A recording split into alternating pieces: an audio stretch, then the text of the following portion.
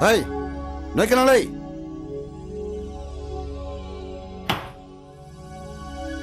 Sir, I have to go with you, sir. Hoy nè, sao không nè?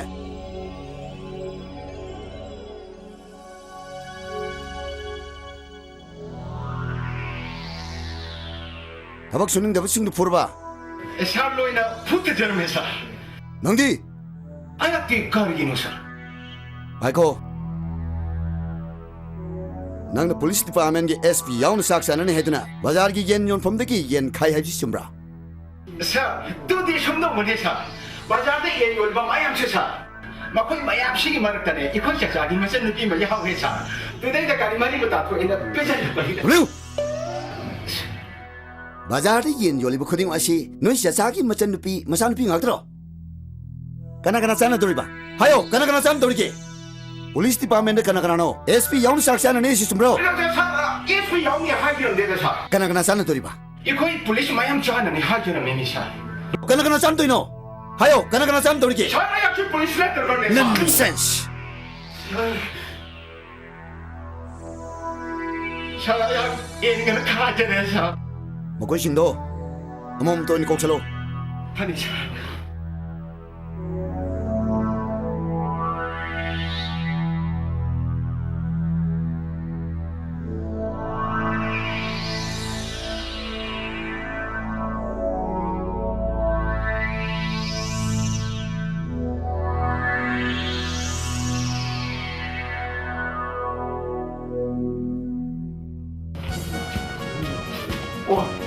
Sir, I am the somewhere, put on. Lao ne, sang ne. Sir, I am that. Lao ne, sang ne. Cái số lỗi, Sir, I chứng nhận. Hoy ne, sang ne. Sir, I am the chứng nhận, sir. Sang. Sir, I am the chứng nhận. Ani sang. Sir, yam the cái đâu cái. Hoy ne, sang ne. Sir, I am the chứng nhận kia. Ala, sang. Hoy, sang.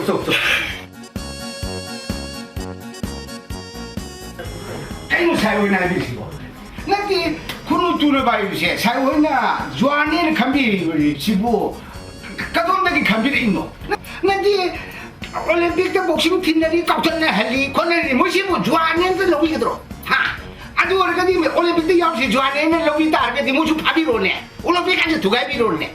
나기 미니 군우 둘을 제대나 마치면 챔바마 마 사가지었더나 미니 두이자 닥치었더나 이놈 뭐는 뿌리들을 제리네도 사용이나 에이 브루스리 아니와 군우도 듣는데나 거기 무슨 영어 밥이 줄거리기로 까리 자는 되게 까리 다음 되게 지금 한 되게 믿을 줄거리기로 아직 안 가볼 건 믿을 줄거리기로 사 근데 하게 되게 아 사라고 군우 두는 깡고 좋아하니 좋아할 사람이니까 하지 마시더니 아무 숨마시 하기는 거 이거 타이어 망하다 살 정다라면 나 군우 두는 거 팅감대 팅감대 꼭박 꼭든 나빠가 팅대 아니 해줬더나 저 모양을 내기다봐 오자 뿌리는 합격되기 군우 두는 거 파락들이 하지마 만들이지 파들이야 봐나 파대 뭐라고 파지 그러니까 자기가 법 팅대 그것도 내가 나가 팅만이 팅그래 마시더니 살 타도고요 아이 군우로 양동시 예버리 마음까지 사람들에게 농담가 아니야 아니 아이는 모르는 게 뭐야 샤르시니 Tulim sar yapon hajiripse. Kunung tunum hajiripse. Nation integration. 많이 Mati yar Muslim bakon maitei. Tumu kunung tunum bandadi. Jakon pura family har.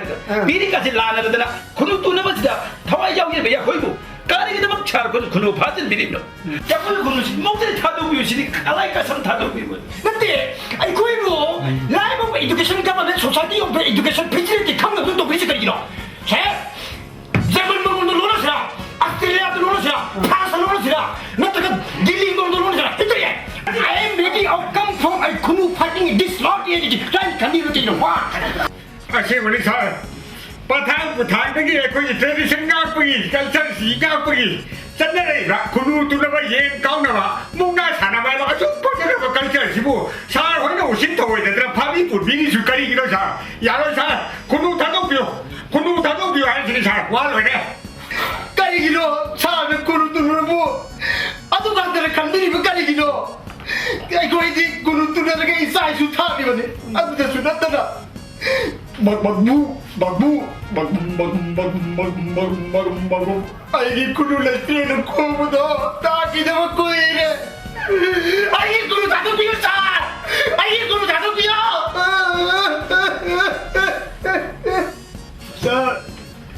사라이 구르도 전화도 먹고 버리 엉덩이 징그러워 마음이 나가 징그러워 구르리자 말하네 아이 부지 행자리봐 아이 자리봐 이 돈도 못 먹고 말도 전에 말라 얘기 왜 저게 나랑 좀 먹으라 내가 아이고 나도 뭐 아이고 나도 뭐 이래 나도 비요 나 엄마가 나도 비요 나도 비요 이거 깜빡이니까 제시 천지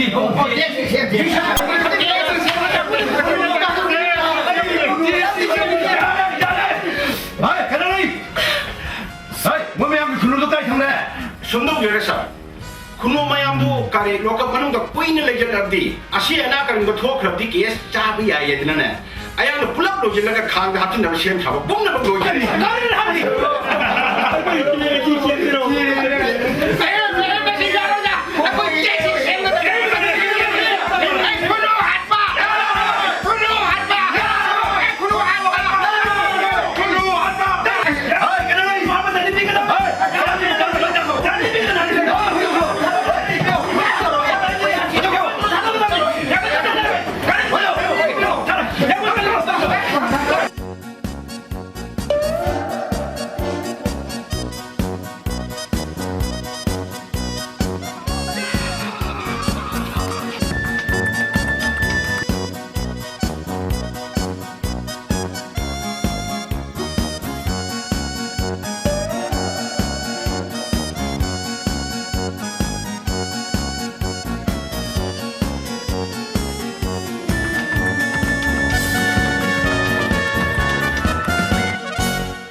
Saya apa yang tercengjar banyak gitu. Kana. Ini XML ini. Oh, tada. Sangbiro. Hekta, pamjaba yani ko.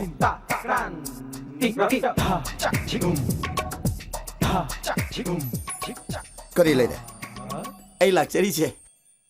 Haigado wana haihoda hairoido wana haidoki. Saya ki gunna dikkat manina. So gibe lan gibe yauta su saya da karanga fita ba. 하이게더부도 에타 하이비우 게더러기. 혹시세 온동나 나타 이자드부기 섬세테리바. Ay di yam laiba case ni. Satpot eta lotion ba yaba case ni.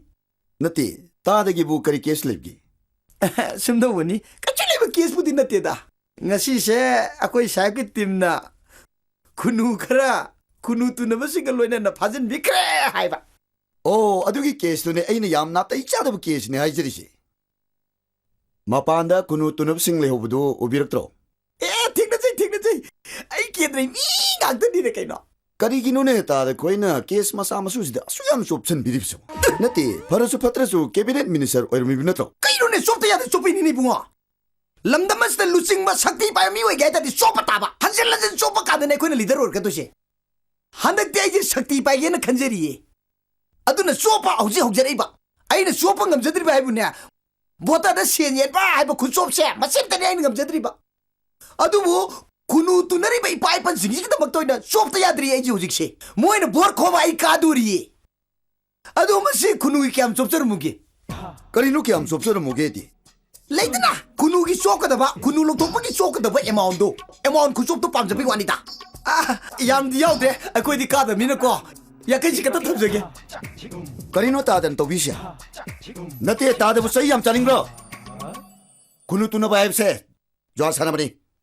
जोहार बु हम योखत pinning बु वार तारिगिसा no अदुबाइ दि हाइबिनु को लेबा वा थोइनि को कुनु तुनबु Johan ने इंटरप्रेट तबि तागदि मदु याते कुनु हाइबसे ए काइंड ऑफ बर्ड उसियक बखलमनेबा तुनबा हाइबदि खनबा fighting means martial art means art and culture की मनुंग दा include तो उन्हें हजरीबा मरमदुना art and culture की पोषक सिंगसिबु जार होइना लोब तारग दि लालकनी खुनु तुनब द पैसा थाना बदु जाने ना लोबदी याय पैसा जे लौथोगदी माजे जार होइदे सिलेबा की वानी को तविनु को अखोज सेकेंड तारी मिनी को यामने सोमना ngang बिरकन अइमोदगी ने अइमोदे काई नुपा दे हेंगी जे भोटर कुंतरु only 26 voter only खितंग चावबा बिग फैमिली नि चांगदनी को मा हेंगी जे 야래 다다 얌토놈도 제피로 कदुक च 제피로 हेंगे तुमाई तो बिरकन को ता काई बिरकन को वोट करे मतम ने इंगोदा सार हे को बा मंत्री यु हेंगे मतम ने कोई नहीं ना बा हजिंग ने सरकार जे खंगे द बय आई खंगे नि सोनी नै ता काई ना चल आई चलो कुनु पुत्री बय चलो ए आई दि प्रजा की तब केंद्र की तब सखन में तो बय आई थौनी थमोय पेरो तो बय आई थौनी लोरा 어이 까나라이 뭐거이 군우승도 로이피토고 누가 이러자 아니 많이 세 터모이면서 그런 재활이다 사람들 많이 두는데 그래 내디 타저루더라 야래 어디 빠실로 아들도 야네르미는 시에 럭신 야래 얌토놈도 제피로 야누가 이제 그래 몽골을 비우고사 야니 사람도 야니 보싱가 퍼퍼 어둠 방부 비우고 보스 코이를 가르까니 마탕더니 누가 이니 에이 더욱더 이 미징자 이 쇼카우카우디 तो आई होरगे तो ये मना म तुमजे पाम तारगा जो बोर कारगा मंत्री वर्ग तुम निजंग बिरो को आदो फोदे तो बिरो को लाखो का लाखो तो लो आई उते योजरगे आई उते योरे को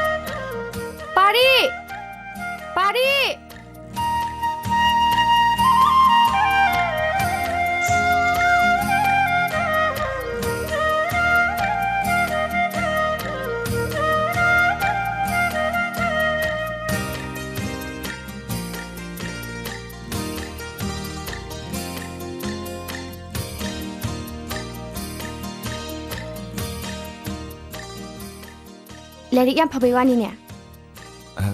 Nungsia. Nungsa siam sai uma kongsi dang atak pangbisi. Ngarang kai haina gige. Lai tiba sasi lai khurumba chalo si haina kiba natro. Lai am thajada baiwani ne. Adu ina teda. Lai budi am thaji. Lai na miyoi ba khoi bu sembi bane. Lai ning ba bise. Sembi ba ma pubu to bi man khangbo li bane. Oh, adudi ai ge chamina ning da baiwani ne. Na teda. Haisin no. Angang pisak oining edigi nangdi engon dum haisin dena lai. Nang bu thajaru be ki ai kaya rakap ki. Nungsia. Ai MPSC exam se. Masi matang thaki ge tawni. Angang oring ai chak thong bi sana kiba lungba sana kibi du dine. Khoini gi angang oring ai wari ni. Nang ai gi ma poksi de am khenai da nungsi. Nang na senjau pai ba ठिकादार मुगी मचानी अदुगा इना नखोय बाबागी मोहरी ओरिबा इपाई मचानी हन्ना हन्ना हाइख्रबा वानी नबुक फत्तबा वाखलदुना आइबु ओलिबा नत्रो नंगदि लाइरि हाइबनी आइदि अंगाउबी आइखोयनि लंबा याते आइसु खंगे आखोयनि मतुंदा अमहोना उनारोसि कौनरगुमसि नुंसिया कौबिरा कनो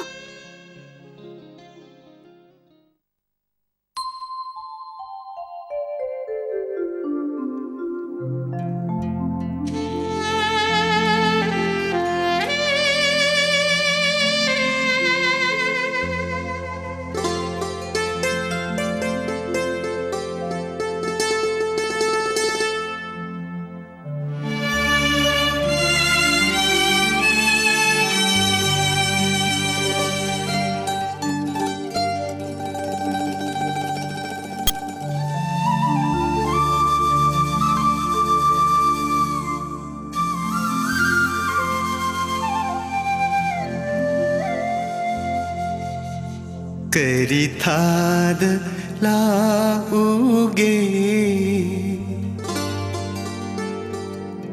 मेरा थाद लाक्सिरा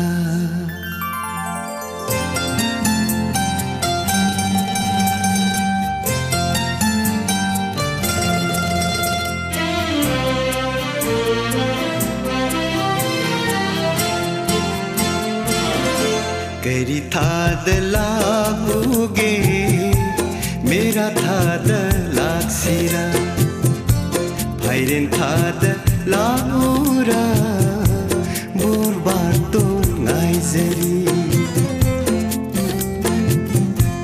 Ingil thashu pam jadi langbal thashu patmadi kundulai ranga shapaka ningol pupina khulda jai करी थाद लाओगे मेरा थाद लाक्सिरा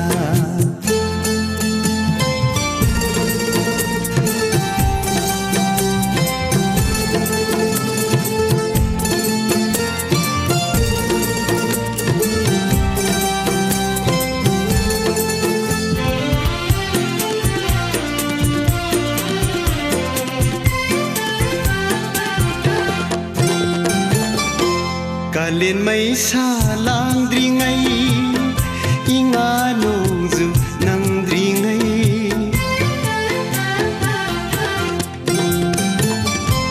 ngaizarambge laira sangda kawigan pamubi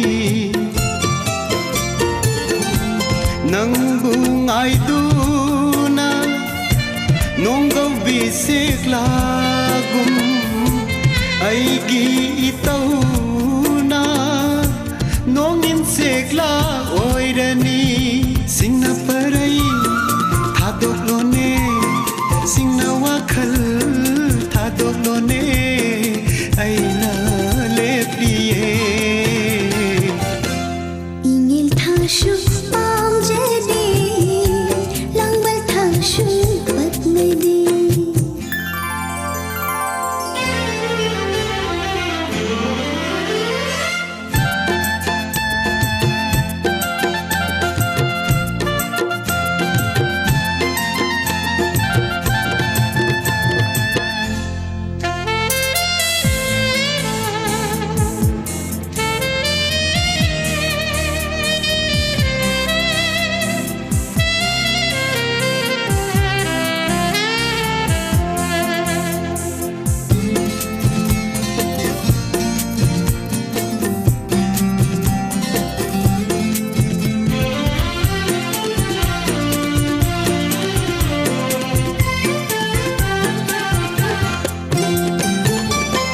Shajibugi noma panba nini panba hiyangai ipam lamdam nung shiba yang halbi panguba hairang athoiba palthau in khol dei lei hau lei re do pokhri ma pan shapi do pujar ke aunangi pujar ke nushilangi lagna binu ko करी थाद लाओगे मेरा थाद लाक्सिरा Ingil thashu pam jadi langbal thashu patmadi फाइरेन थाद लाउरा बोरबार तो नाइजरी kundulai ranga shapaka ningol pupina khulda jai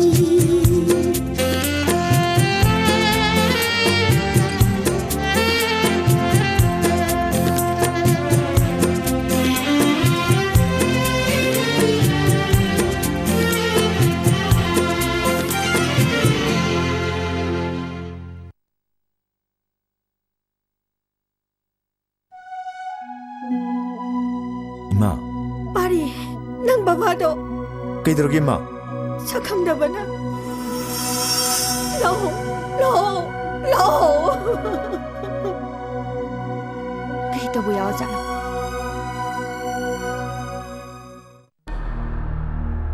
ꯅꯪ ꯑꯩꯅ ꯄꯣꯛꯄꯅꯤ ꯑꯩꯅ ꯍꯥꯏꯕꯁꯦ ꯅꯪꯅ ꯏꯟꯒꯗꯕ ꯍꯧꯖꯤꯛꯀꯤ ꯃꯇꯝꯗ ꯆꯟꯗ꯭ꯔꯣꯒꯨꯝꯕ ꯅꯤꯄꯥ ꯑꯃꯒ ꯅꯪꯒ ꯂꯨꯍꯣꯡꯕ ꯍꯥꯏꯕꯁꯦ ꯏꯃꯨꯡꯁꯤꯒꯤ ꯆꯥꯎꯈꯠꯄ ꯑꯃꯅꯤ ꯆꯟꯗ꯭ꯔꯣꯁꯦ ꯂꯩꯄꯥꯛ ꯑꯁꯤꯅ ꯏꯀꯥꯏ ꯈꯨꯝꯅꯔꯤꯕ SP ꯑꯃꯒꯤ ꯏꯃꯨꯡꯅꯤ ꯅꯍꯥꯛ ꯆꯟꯗ꯭ꯔꯣꯒ ꯁꯣꯏꯗꯅ ꯂꯨꯍꯣꯡꯒꯗꯕꯅꯤ baba ai bu ngak piu ai sandro ga luhong ba ngamoy ꯅꯪ ꯉꯝꯃꯣꯏ ai ngamoy baba ꯅꯪ ꯁꯨꯡꯉꯝ ꯉꯝꯃꯣꯏ ꯅꯪ ꯁꯨꯡꯉꯝ ꯉꯝꯃꯣꯏ Kavino boy baba na tawbirisibo. Ibima. Kavino boy baba bu ngawr bra kanu tawbirisibo. ꯑꯩ ꯉꯥꯎꯔꯕꯅꯦ Mahausa sumaina amuk te tarumdabane. Kavino tawribasibo handak maraksibo imung se nena tajibasibo. Tapna khanabasu yaidana moy baba. Kavino tawbirisibo.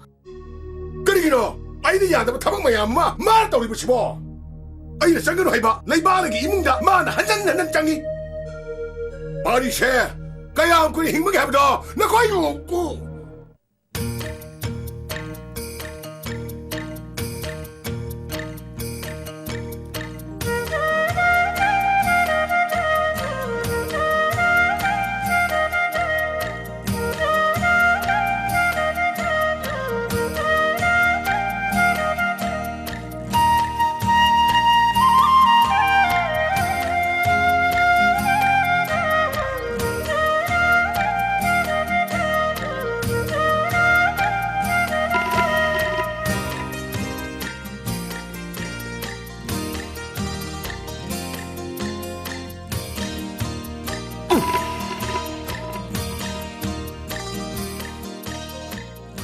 Tombi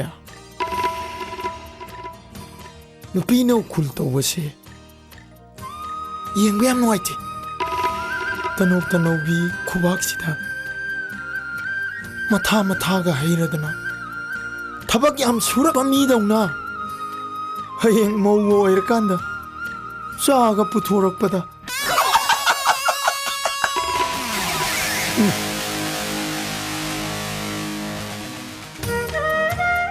nusi ukhul do chandrana tawbige hariba tombiya tu akoi hero so sida ukhul tawri se lesari ngaida pakhang langna hogadabani luhong labi amatana mapuroi bada thauda diye oh nangi si mi khangna balayena utpai wani ne utpane aidan lobuzai aisu thaban chongbam sembasida thamoi sengna mateng pangni akoi gidi pambom tingbina ba laikre kana nusi yam khangning bro yam uning bro no yam khangning bro no yam khangning bro ne ni leram ko ai pura lake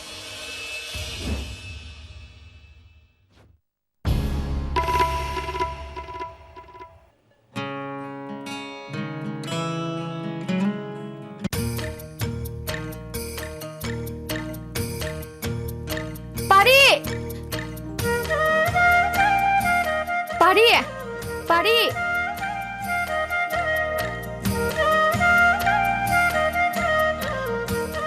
Nungsia, kaidaure? Nangbu imungduda suru naisara laidibu kari toino? Lairik pari oirangani. Noi imungi pochai se kanatana huraloye. As, akhoi ma laitabduda chumna sum yum sangbai wani kaino. Yoksang thaban chongdoinena mina da langnai se. Nangbu kanta tadraba haibani. Tai mi. Ngasai da hong lawido ai loi tai. Yam ti hong tagrasani. Taraga lampak da tholok sisna kaidobagi nangna husipa. Mi gidi loina thongna hore. Ai gidi kanamta thokpirakte. Akhoi ma la aga ai ju tholake toramini. Yaroi. Noi gine pot mangasu aina loin singni. Lao. Lao. Asai ko mi Nungsia. Nungsia. Imalai. Ine. Kaidaure? Ine. Akhoi thaban chongdoi ba. Oh. Ai di laik pa leibani man kaulai ba. Ine, ai chalage.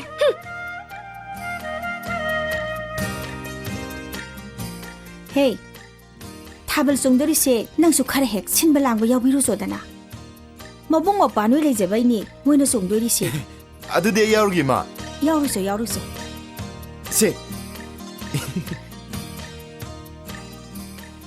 이붕어 낭 미까지 가나 쟁여라 까놓고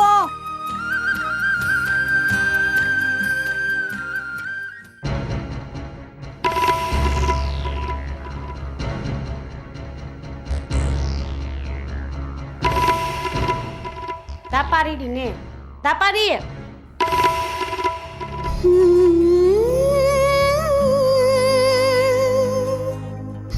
다파리 너희 타번 정품세 시행배 여보 레이니 다파리 와이 뭐가 여비요 떨어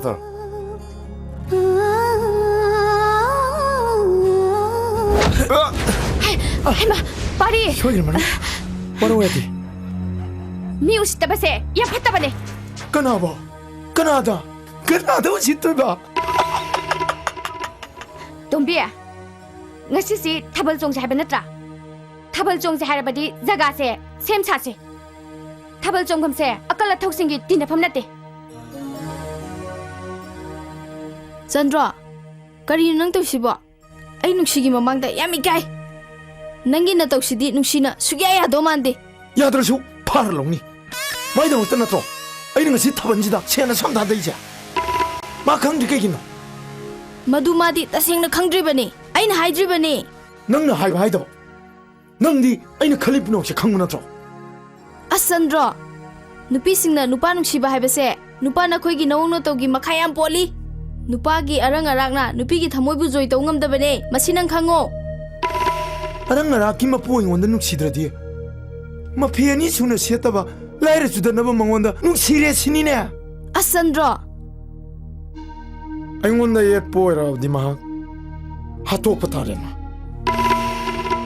Chandra amta ngai khomi 낭자도 아이 바리 왕앙 밤이 karamba wa 넌나도 엉덩이면 성사돼 Chandra maramdo ai khangba pami mahak se aina kokthobani 자도 어디 자도 파리 눅시 수옥브라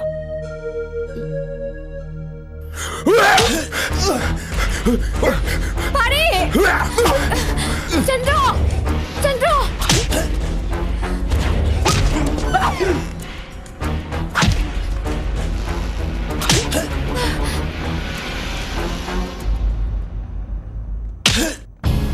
파리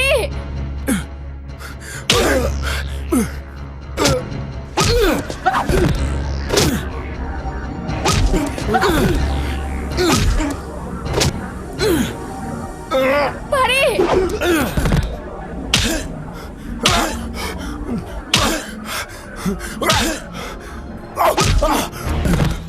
Chandra kaino man tawsibo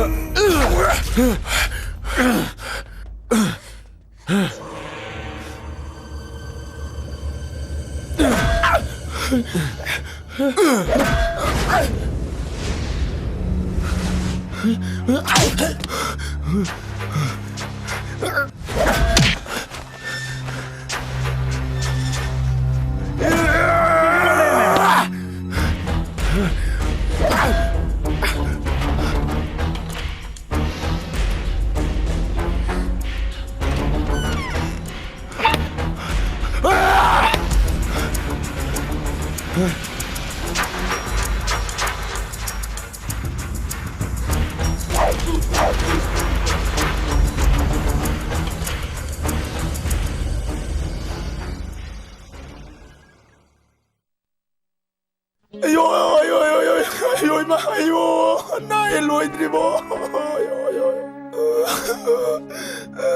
아유 이마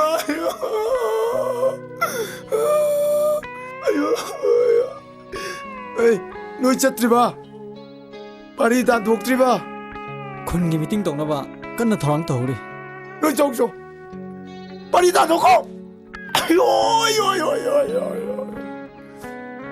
너희 미팅 영조 서로 아유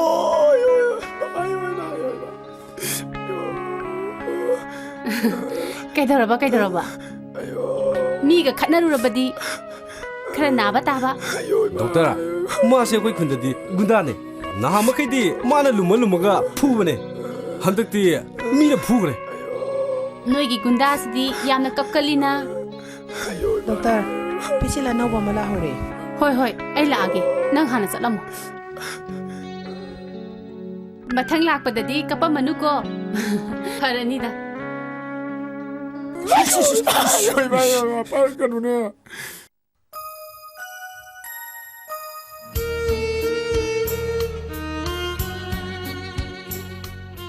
이비마 바바나 호스피탈 ꯆꯠꯁꯤ ꯍꯥꯏꯔꯤ ꯏꯝꯐꯥꯜꯗ ꯅꯪꯒꯤ ꯈꯨꯔꯥꯇꯣꯅ doctor ꯑꯣꯏꯕ ꯍꯣꯁꯄꯤꯇꯥꯜꯗꯣ ꯑꯗꯨꯗ ꯂꯥꯛꯎ ꯍꯥꯏꯔꯤ ꯃꯥꯜꯂꯤ ꯑꯩꯈꯣꯏꯁꯨ ꯃꯇꯝ ꯈꯔ ꯍꯣꯁꯄꯤꯇꯥꯜꯗ ꯂꯩꯔꯨꯁꯤꯔꯣ ꯏꯃꯥ ꯑꯩ ꯆꯠꯂꯣꯏ ꯑꯩ ꯀꯩꯝꯇ ꯇꯧꯗꯦ ꯏꯃꯥ ꯀꯩꯁꯨ ꯇꯧꯗꯦ ꯍꯥꯏꯕ ꯌꯥꯔꯣꯏꯅꯦ ꯅꯪꯕꯨ ꯑꯩꯅ ꯇꯔꯨ ꯆꯤꯔꯤ ꯌꯣꯛꯆꯔꯛꯄꯁꯦ ꯁꯤꯕꯨ ꯐꯥꯒꯤꯔꯣ ꯅꯪꯅ ꯑꯩꯒꯤ ꯊꯋꯥꯏꯅꯦ ꯏꯆꯥꯅ ꯑꯩꯒꯤ ꯊꯋꯥꯏꯅꯦ ꯅꯪꯒꯤ ꯍꯛꯆꯥꯡꯗ ꯏ ꯇꯥꯛꯈꯤꯕ ꯍꯥꯏꯕꯁꯦ ꯑꯩꯒꯤ ꯊꯋꯥꯏꯕꯨ ꯁꯤꯡꯅꯕꯅꯦ ꯑꯩꯕꯨ ꯁꯤꯡꯅꯕꯅꯦ ꯑꯩ ꯈꯥꯡꯕ ꯉꯝꯗꯤꯌꯦ ꯑꯁ ꯁꯣꯝꯗ ꯑꯃꯨꯛꯇ ꯂꯥꯛꯄꯤꯌꯨꯁꯦ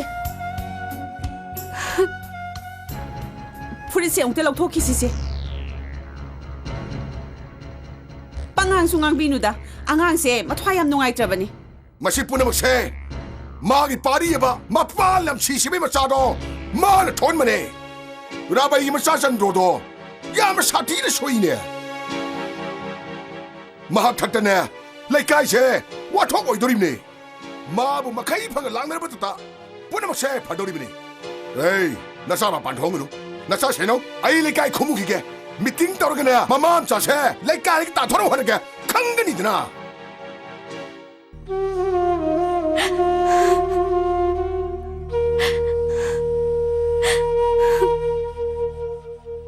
아한 바막다다 이레까 이름담아 시기는 시저라바 아할라만 라이 구루존 마루마빵 이시에 넴 콰이 뿌나막부 아한 바막다다 고름자리 미암 뿌링아시다 아이는 와팜 시머땅 타모이시행 탐자리 옌비우 미암네네 강비리 버드망아이 마기 파리 하이바 앙앙아 시푸아빠 마기 마빠도 아예 타박 수자바 아이기 티까 마팜 코디 먹다 마부 아이나 모호리오에 탐두나 아이기 미나이오이나 타 코딩이 셴 삐비두나 아이네 마티봉 타이바 아두기 이몽두게 마사두나 아이기 마욕다 아이네 복잡이 사니 삐부 마사르기 이따 한 바이브세 아이 타모이안 가이미샤머니 마라마두나 라이카이 코레토미 토고세 아고 야빵다바 타가니 아이 코이 메야 마나라가 마땅 사링아시다 마부 와라우바 라이카이기 따토키바 라이카이시나 카이싱 레우 바이브세 아이기 아마땅아이 와팜니 아로이바 아이네 하이지닝이바디 알라만 마야만 팜비레 아이기 타모이기 와팜 카라 봉도키바다 미암된 아까이바 베바리 야우다바 아쇼이부 와이 까야마 하이 키발레르바수 미암 나이부 눅시비드는 악비우 아이기 모타 아로이부엔 탐자게 팟다바 미디 레이카시 탐바야디 팟다바 미디 코이 마야암 길링젠 마나부기 샥티에두나 레이카시기 따도키제 하이바 와팜지 탐자라가 미암 코름제 ꯍꯧꯖꯤꯛ ꯉꯥꯏꯍꯥꯛꯀꯤ ꯃꯃꯥꯡꯗ ꯑꯩꯈꯣꯏꯒꯤ ꯅꯤꯡꯊꯧꯔꯦꯝꯕ ꯁꯥꯍꯦꯕꯅ ꯃꯔꯤꯛ ꯆꯨꯝꯃꯕ ꯋꯥꯐꯝ ꯀꯌꯥ ꯂꯝꯗꯝ ꯑꯁꯤꯒꯤ ꯄꯩꯁꯥ ꯄꯥꯏꯕꯅꯤ ꯍꯥꯏꯅꯔꯤꯕ ꯏꯅꯥꯛ ꯀꯩꯔꯥꯛ ꯈꯨꯜꯂꯕ ꯅꯤꯡꯊꯧꯔꯦꯝꯕ ꯁꯥꯍꯦꯕꯅ ꯋꯥꯐꯝ ꯀꯌꯥ ꯊꯝꯕꯤꯈ꯭ꯔꯕꯩ ꯃꯇꯨꯡꯗ ꯑꯩꯈꯣꯏꯒꯤ ꯂꯝꯗꯝ ꯑꯁꯤꯒꯤ ꯀꯦꯟꯗ꯭ꯔ ꯑꯁꯤꯒꯤ MLA ꯑꯃ ꯑꯣꯏꯕꯤꯔꯝꯂꯕ ꯏꯀꯥꯏ ꯈꯨꯝꯅꯖꯔꯤꯕ ꯀꯣꯛꯅꯥꯟ ꯁꯥꯍꯦꯕꯅ ꯃꯥꯒꯤ ꯃꯣꯠ ꯈꯔ ꯊꯝꯕꯤꯒꯅꯤ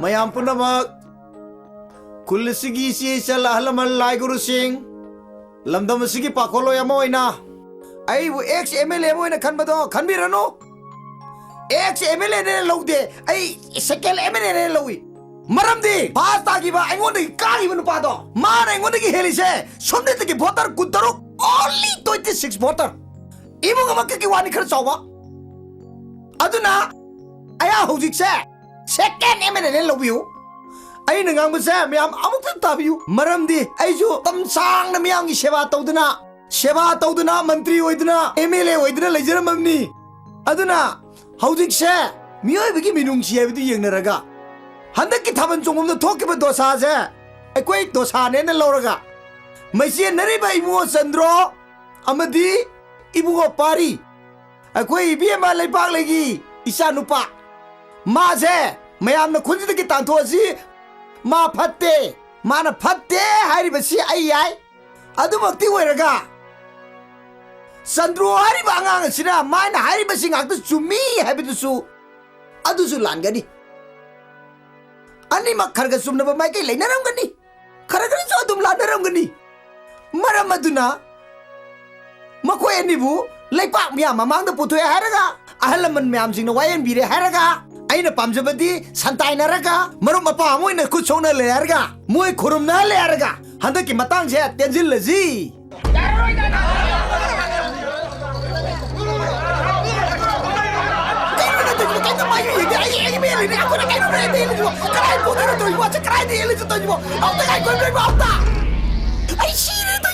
Soto chica te cae de pudo no torcho ay bo ay bo pero apko kayo chita ra uta ko kayo to lego ko to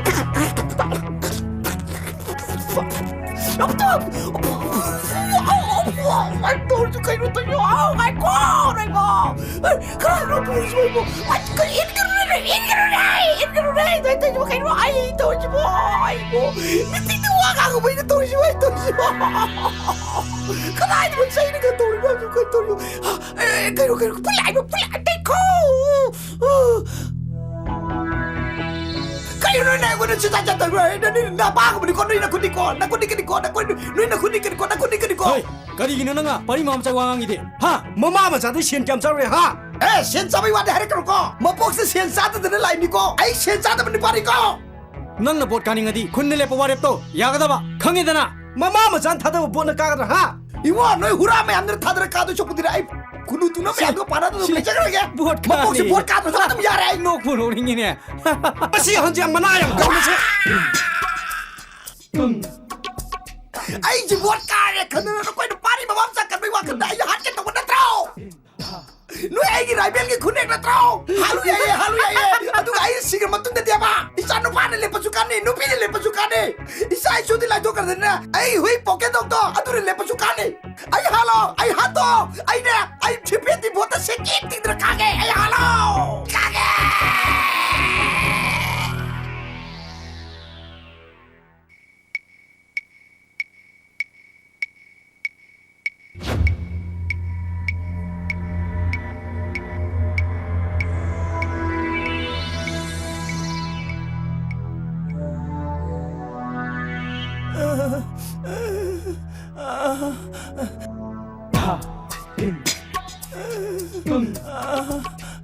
Hurang jing tu kaca kerah.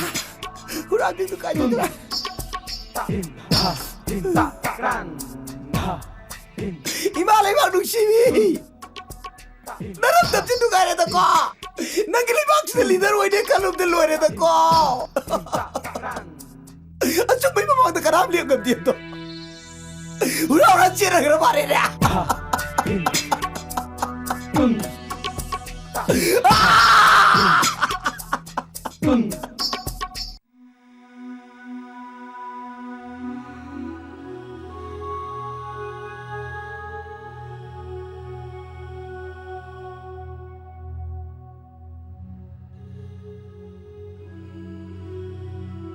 웅머나 까나로 싹싹 털어라 나간디 파트리네다나 마반디 토키바가 랑나 미헷나 카나락바 마시부 가리기노 낭수불에 까이와 톡 오이나바 폭브라이바 마 이란디 마 란다바 인곤다 레카네 인토카네 하바 와레 블로보 수야야로이 아춤바다 뭐거이 뿌나먹 마이 튀기니 마 아숨바 까리 아숨바 람담시다보 까리 아숨바 Kanada sulan ba hejay kita ba napamong na sikri ba do asum ba sat pagini sakang daw kau balaya mana asum ba bo hingtat tatli ngasidi nang busu sakang daw kau balaya mana kusel sena do lady ba ni ima pare ima na ngasi wari ba se nang kagtagini mawong marilay trabalam dam sida isagi tongi punsi kita mag ima Ay pamgang na naway. Lekay miya mamangda, jan rogi mapamda.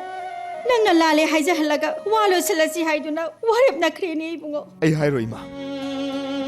ai landi ma ai landa bani ma lekai ne wona piging madan di bisno ai landi ai sunga landi ma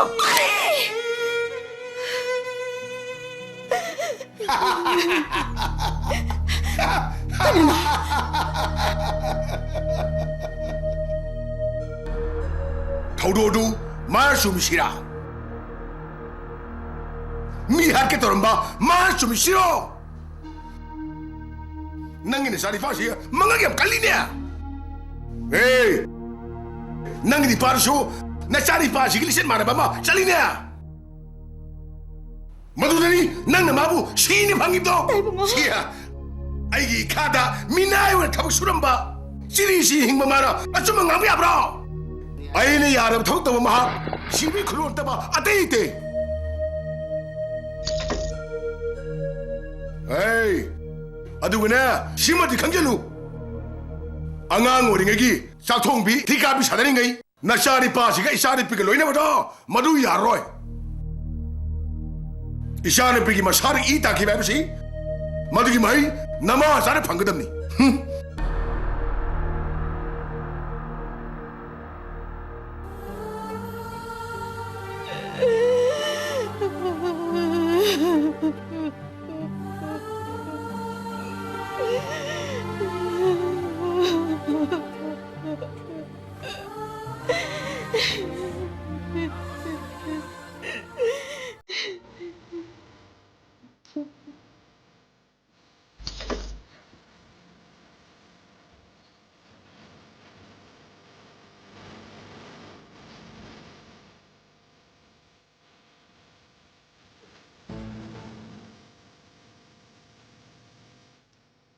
Ma. Pari. Ma. Ini ga mo na kanaro ima.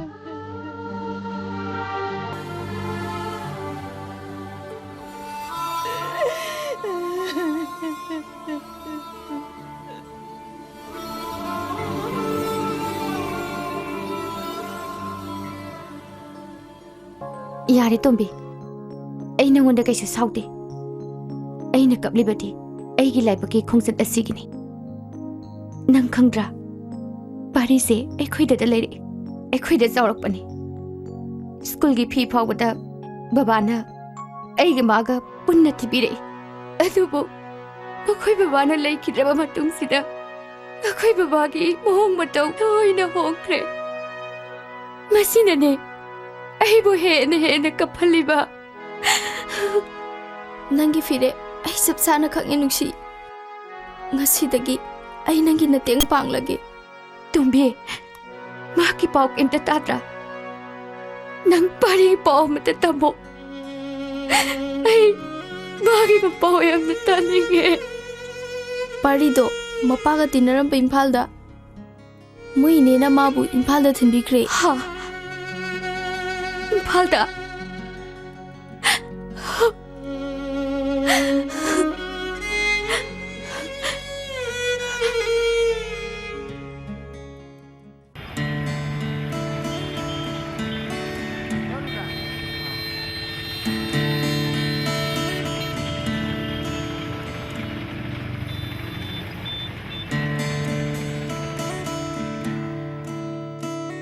Riksho, yaure, sida khambiram.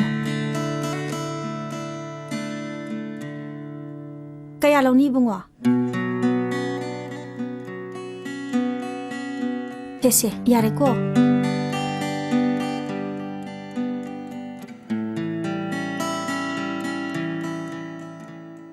Nang khatungi sidi. Thong ka se yuk na chaong no pala dana. Sakpanak ikoi silamni. Ma. Khaton bulem gadrane Leiram gani da ge chuloli aina nahan pau sen khrabani adudi mai kau ge kau angta kau khaton angta thillo o khaton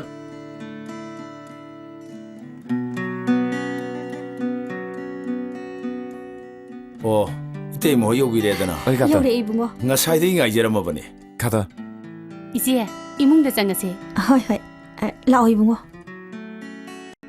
Chango.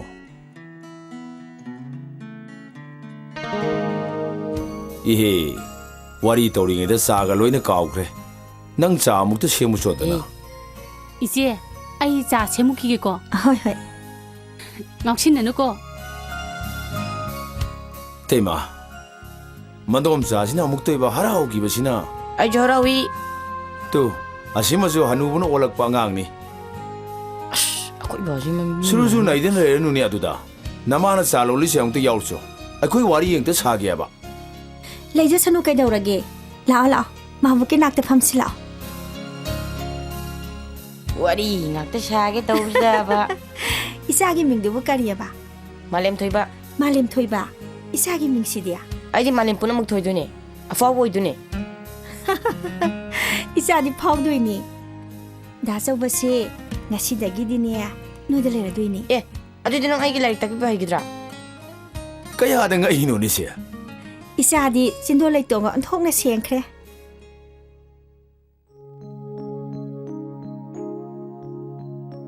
ꯈꯪꯗ꯭ꯔꯦꯗ ꯏꯕꯨꯡꯉꯣ ꯑꯩꯈꯣꯏꯒꯤ ꯈꯨꯡꯒꯪꯗꯨꯗꯤ ꯅꯥꯇꯩ ꯌꯥꯝ ꯆꯥꯗ꯭ꯔꯦ ꯅꯪ ꯇꯥꯗꯗꯣ ꯃꯤꯉꯣꯟꯗ ꯂꯥꯟꯕ ꯍꯩꯈꯤꯗꯕꯅꯤ ꯇꯥꯗꯅꯕꯨ ꯃꯤꯉꯣꯟꯗ ꯀꯥꯏꯔꯝꯒꯅꯤ ꯍꯥꯏꯕꯁꯤꯗꯤ ꯑꯩ ꯁꯨꯛꯊꯥ ꯊꯥꯖꯗꯦ ꯁꯤꯈ꯭ꯔꯕꯅꯤꯅ ꯃꯔꯥꯜ ꯂꯩꯔꯝꯒꯅꯤ ꯂꯣꯏꯅ ꯍꯥꯏꯅꯔꯦ ꯉꯁꯤ ꯐꯥꯎꯕ ꯀꯅꯥꯅꯅꯣ ꯀꯔꯤꯅꯅꯣ ꯀꯔꯤꯝꯇ ꯈꯪꯈꯤꯗ꯭ꯔꯕ꯭ꯔꯥ ꯈꯪꯕ ꯉꯝꯗ꯭ꯔꯦ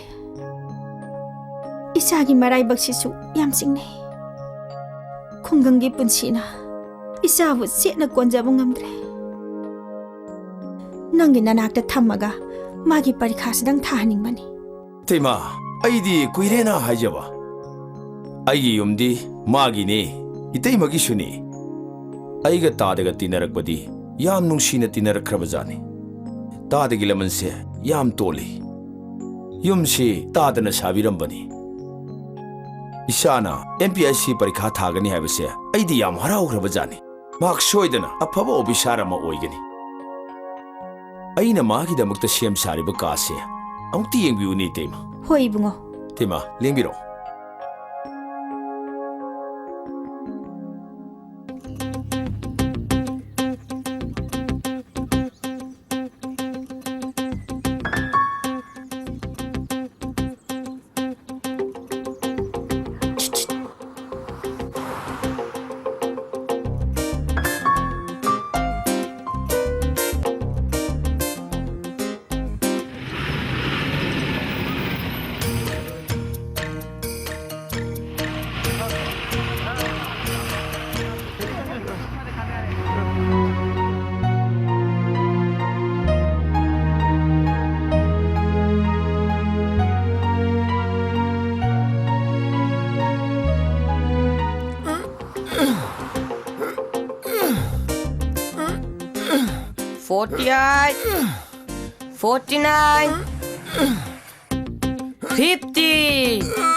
야래 나산 버라니 very good 나쪽세 라포자 살로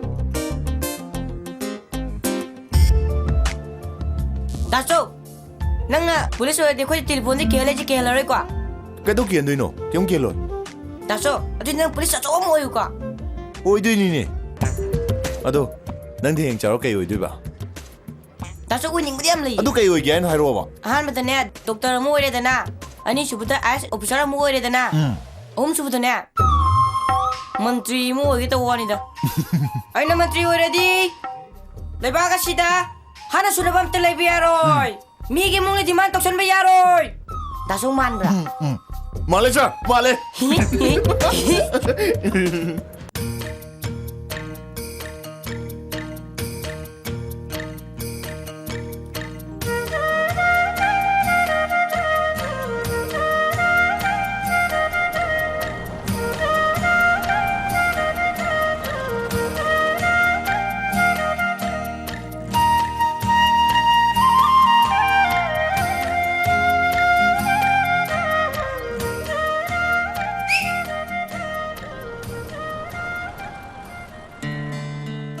ꯅꯨꯡꯁꯤꯌꯦ ꯏꯅꯦ ꯑꯩ ꯏꯝꯐꯥꯜ ꯆꯠꯂꯨꯕꯅꯦ ꯁꯦ ꯑꯆꯥꯄꯣꯠ ꯆꯥꯍꯧꯁꯦ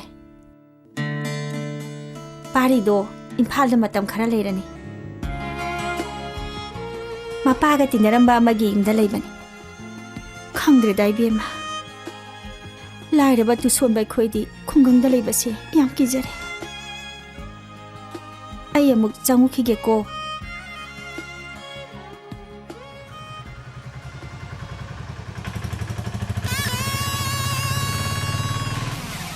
뭉치 ꯀꯔꯤꯒꯤꯅꯣ ꯅꯪꯅ ꯑꯩ ꯎꯔꯒ ꯄꯔꯞ ꯄꯔꯞ ꯆꯠꯂꯤꯗꯤ ꯂꯩꯀꯥꯏꯁꯤ ꯑꯩ ꯀꯤꯅꯕꯗꯤ ꯌꯥꯝ ꯂꯩꯔ ꯃꯥꯜꯂꯦ ꯏꯝꯐꯥꯜꯗꯒ ꯂꯥꯟꯆꯦꯟꯅꯕ ꯌꯥꯎꯔ ꯃꯥꯜꯂꯦ ꯆꯨꯝꯕ꯭ꯔꯣ ꯆꯨꯝꯃꯤ ꯆꯨꯝꯃꯤ ꯃꯥꯒꯨꯝꯕꯅ ꯆꯟꯗ꯭ꯔꯕꯥꯕꯨꯒꯤ ꯃꯥꯡꯗ ꯈꯥꯡ ꯂꯩ ꯉꯝꯄꯣꯟꯇꯦꯗ ꯑꯩꯒꯤ ꯏꯊꯤꯒꯨꯟ ꯈꯪꯕꯁꯤꯡꯅ ꯑꯩꯕꯨ ꯀꯤꯕ ꯆꯨꯝꯃꯤ ꯅꯪ ꯑꯩꯅ ꯍꯥꯏꯕ ꯌꯥꯒꯗꯧꯅꯤ 뭉치! 아, 따대네. 곰내려세. 마시죠 앞에 곰내. 아이고, 자나나 샤월리나. 마이지 싱년 로기. 아이 샤오게 또. 아이, 뭉치! 아이 샤오게 또 왜?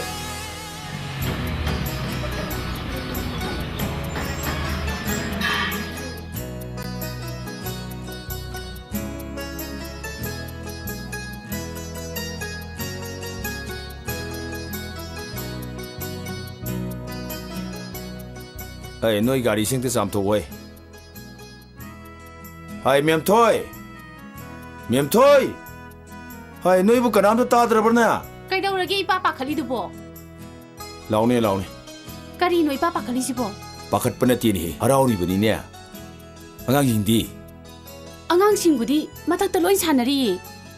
Akhoi pari do. Pari kai dau ra ba.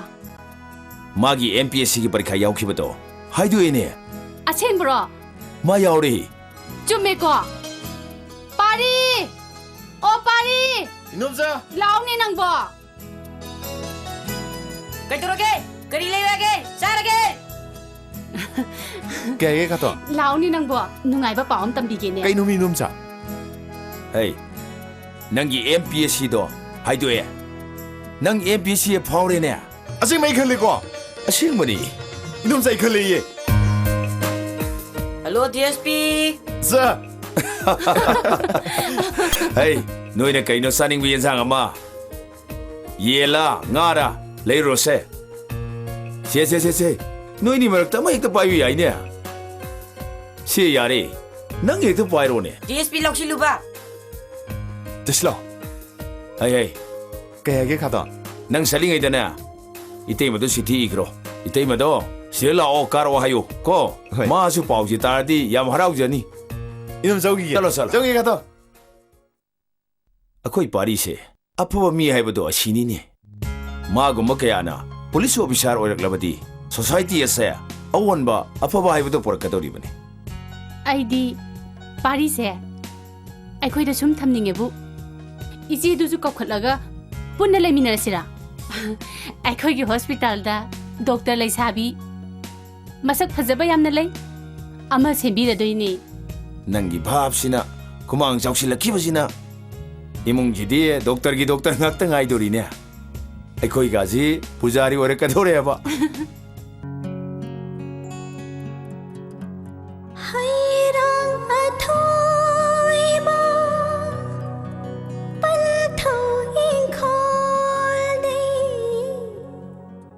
Haima, nungsia.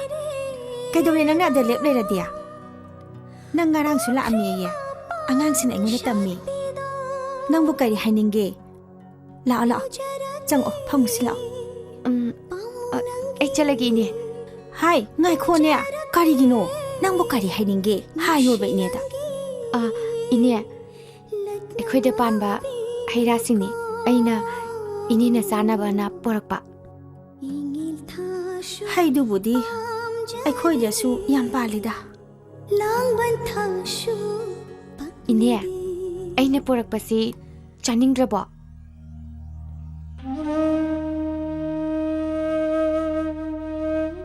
Kaigino ine na ekhoi da no mata changak tribase. Nungsi. Isa phattaba pokpi aibu pulsina ithokli. Ithoklagi aina. Nakhoi da changlabadi aigi changja phampi haiduna nakhoi busu khulna inthokani ताइबुंगो निंथौरेंबा नंगी बाबा अखोई पारी मपागदी लुनु तिनरमी मसे लकाई पुनमकना खंगी खुलसिनासु खंगी अखोईगी पुंसीदी असीबा संग पंखक ओइरबनीने नुंसी सालसीबगी मनाक्ता लेपगी दसादो इनेना कनादासु ताहनिंगदे नुंसी पारीबु कनाना फत्रे आइनो फत्रेदी खुनसिगी मीसिंगसिने असुमरान बिचार तौदे खुदकनबा मीसिंगी मिचंग चंगे ऐ पारीगी दमक लेपकनी इने पारीदी लांदबने पारीदी सुंगलान लांदबने नुंसी पारी लांदेदी नमोन कनाना हाइदिबा नमा नमु थीबा चखरी नंग सिले केदौरिबा आइने चंगनु हाइबा फमसिदा नंग कैदौबु चंगिबा ए चसनो ए लाओ हाइबनी हे बाबा ताइबुंगो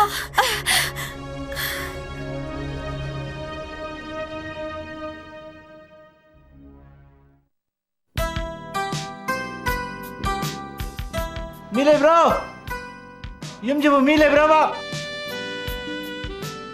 कनानो इबुंगो सिबु पारिगी यमलो मानी इबुंगो बु कनानो खुनजिगी बस अनोबम सेमदो अदुगी हेंदमेने आई पारीना चिठी अमा पिरकपा सी ओंते लक्सनबियो ओ ओ अदुदी आई अमु योगजखरगे यारे यारे इबुंगो सिदी कनादा पहनगनी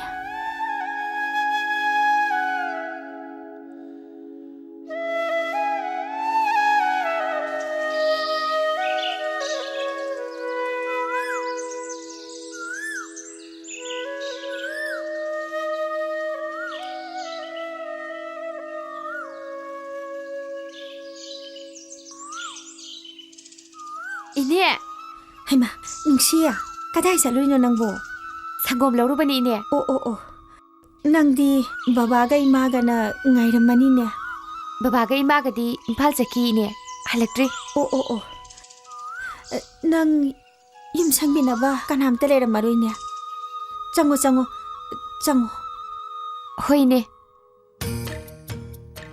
कैदोरगी इने सिबु कैदो इने चिठीने पारीगिरा कई हरेनो खंगदे चिठी से कनादा पहनसिगेना खलिबा इने आई पागे होइने इने होइदे पारसिरा याये होइ लाओ सिदे तो फमना सिसी कदाइनो इने पारसे पारो पारो पारो करी हरे इनो पारो करिनो ने मान हरे सिबो पारगे कोइने पारो पारो इमा नसाना खुरुमजरी चिठीसिना हेक फंबगा इमा नंग इम्फाल दा कारो पारो उइबेमा मखा पारो इमा आई MPSC की सिलेक्शन एग्जाम दो पास तौरे करिनो ने बेमा पास तौरे बु करिनो इमा ना पमजबा पुलिस दो सोइदने ओइदनिये हा करि हबा करिनो ने हनसिबु असुमरो नसान पादो पुलिस ऑफिसर अचौबा म ओइदोरे इमा दो थोंग नुगाइजरेबा बेमा मखा पारो इबेमा अदुगी मा नुंसिदो अखोइदगदि लाक्ट्रो काइदौरगे मखा तो पारो आई लेत्रे काइना अखोइदगदि लाक्तबा तौदेको काइदौरगे नुंसिया पारो हाबने आई नुआइबा पाउसे मंगोंदा सुखरा तंबी खोइमा नुंसिदो अखोइदा लाक्ट्रबा इमा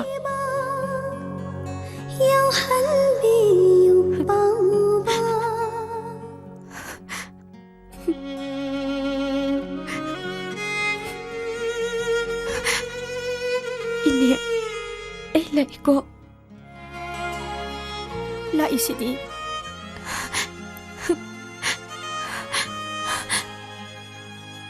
मंगोंदसु ऐगी पाउसे खंगनबियो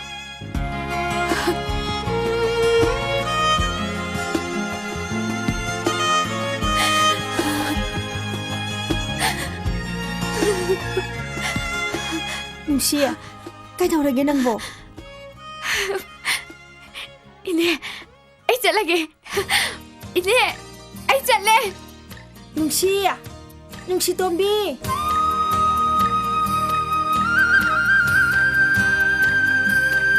ऐ चले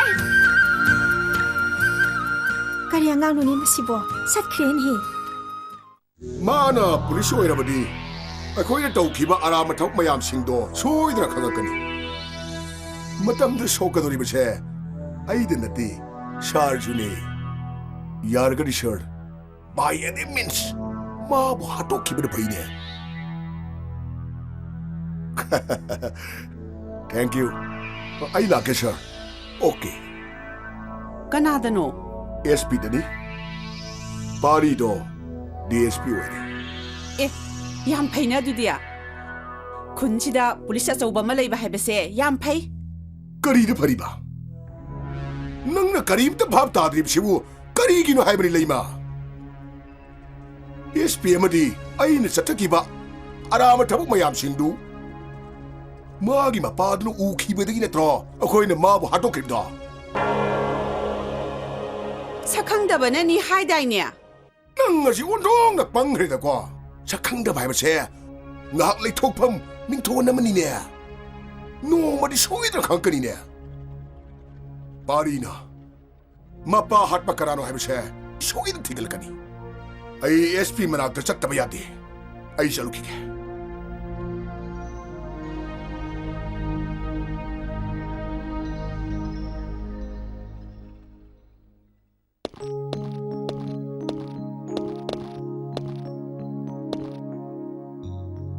नंग पारी यस सर एसपी पारी yes sir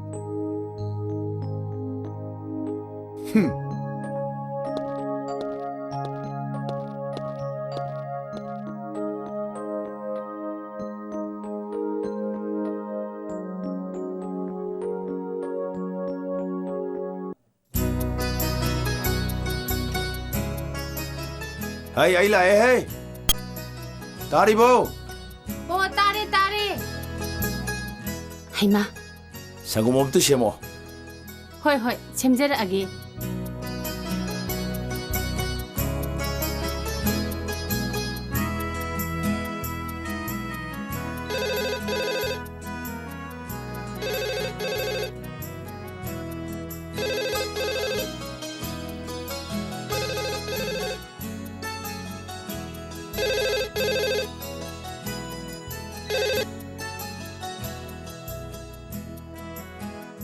Hello? Hey, party ya? Oh. Hoi, hoi. Ado na nga si halakata mo na tro. Yare. Ado nang yamsek siya luko. Okay. Pari ki polo. Mani ne. Magi duty sat pa ni. Yum da changa kiye. Itay mabuo na ning mani. As. Moy akong gangda. Ay di yan napakalida. Miyam toy. Ako'y pari si yam pa nangang na rin eh. Office ta khabar ki pao da. Magi tabang aktangang na rin. O noy office ki ne. Kumungu thok labi. Maay delay sing labi sing duty ne. Lakna ba yawi no hayu ko. Pari di yam na angang oiri. Ihe. Nanggi mapatalay kat pa si mati. Tok tri ne ha. Hay jo hay ni miyam toy. 오피스기 타박 더위래 샤비징시 아야마나 싱리 독비 ngak도이 떠오리네 감독자 노니 마시고 너희도나 토세 나오지 뭐부 아마띠 야우디네 간자다나 타gatpiraano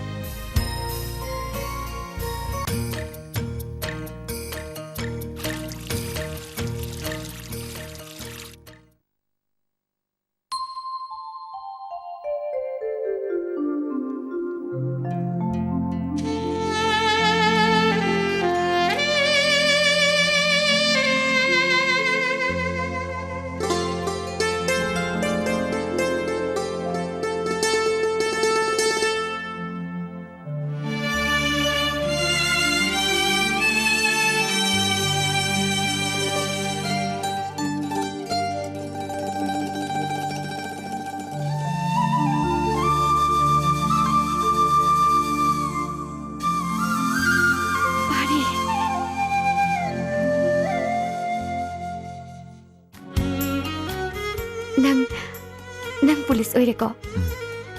Ay pulis oire bani. Nang di ako'y may manakta ka changdro. Imado impada law haib siyadi. Babana thambiram bayum ako'y na chawrkiba khungungji thadawai hai. Nang Imphalda dum lekhradra. Leiroida. Imana yadi. Ado ako'y mabu lekhibra. Ine ba leirangani ye. Ako'y changusidana. Changusi. Ado nang praprap changakan ko. Ine kauthoga maiga okideni.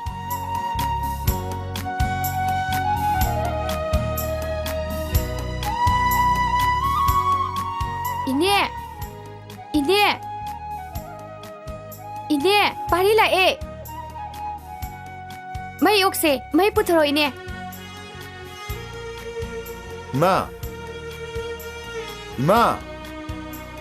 Mai la e. Ine, pari la e. Mai okse, mai putharo o.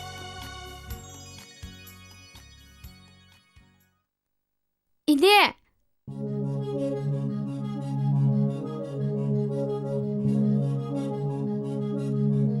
Ima.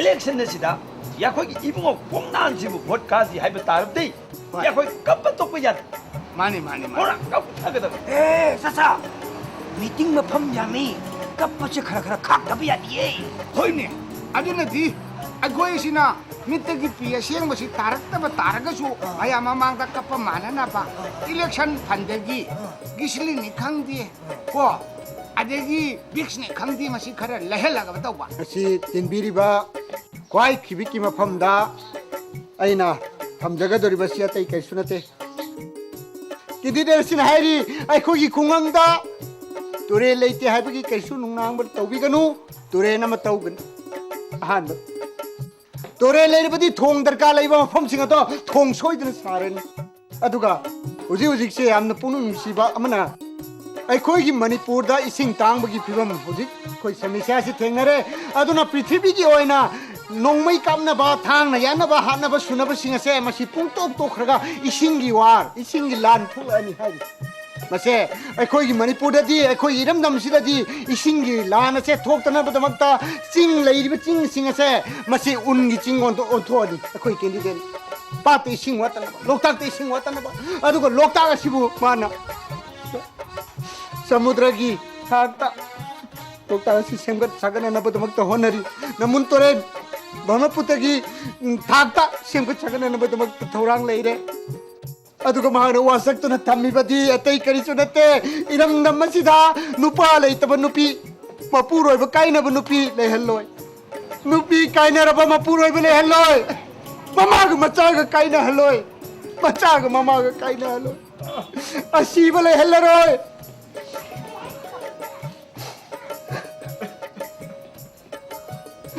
ꯂꯩꯕꯥꯛꯁꯤꯗ ꯍꯟꯅ ꯁꯨꯅꯕ ꯂꯩꯍꯜꯂꯔꯣꯏ ꯈꯨꯗꯤꯡꯃꯛ ꯅꯨꯡꯁꯤꯅꯍꯜꯂ ꯑꯩꯈꯣꯏꯒꯤ candidate ꯑꯣꯖꯥ ꯀꯣꯡꯅꯥꯟ ꯄ꯭ꯔꯖꯥꯒꯤꯗꯃꯛꯇ ꯑꯋꯥꯕ ꯀꯌꯥ ꯄꯨꯕꯤꯔꯛꯑꯕ ꯑꯋꯥꯕ ꯀꯌꯥ ꯄꯨꯔꯛꯄꯗ ꯁꯔꯨꯛ ꯌꯥꯃꯤꯟꯅꯔꯛꯑꯕ ꯑꯩꯈꯣꯏꯒꯤ ꯎꯌꯥꯟ ꯃꯌꯨꯝꯒꯤ ꯃꯥꯃ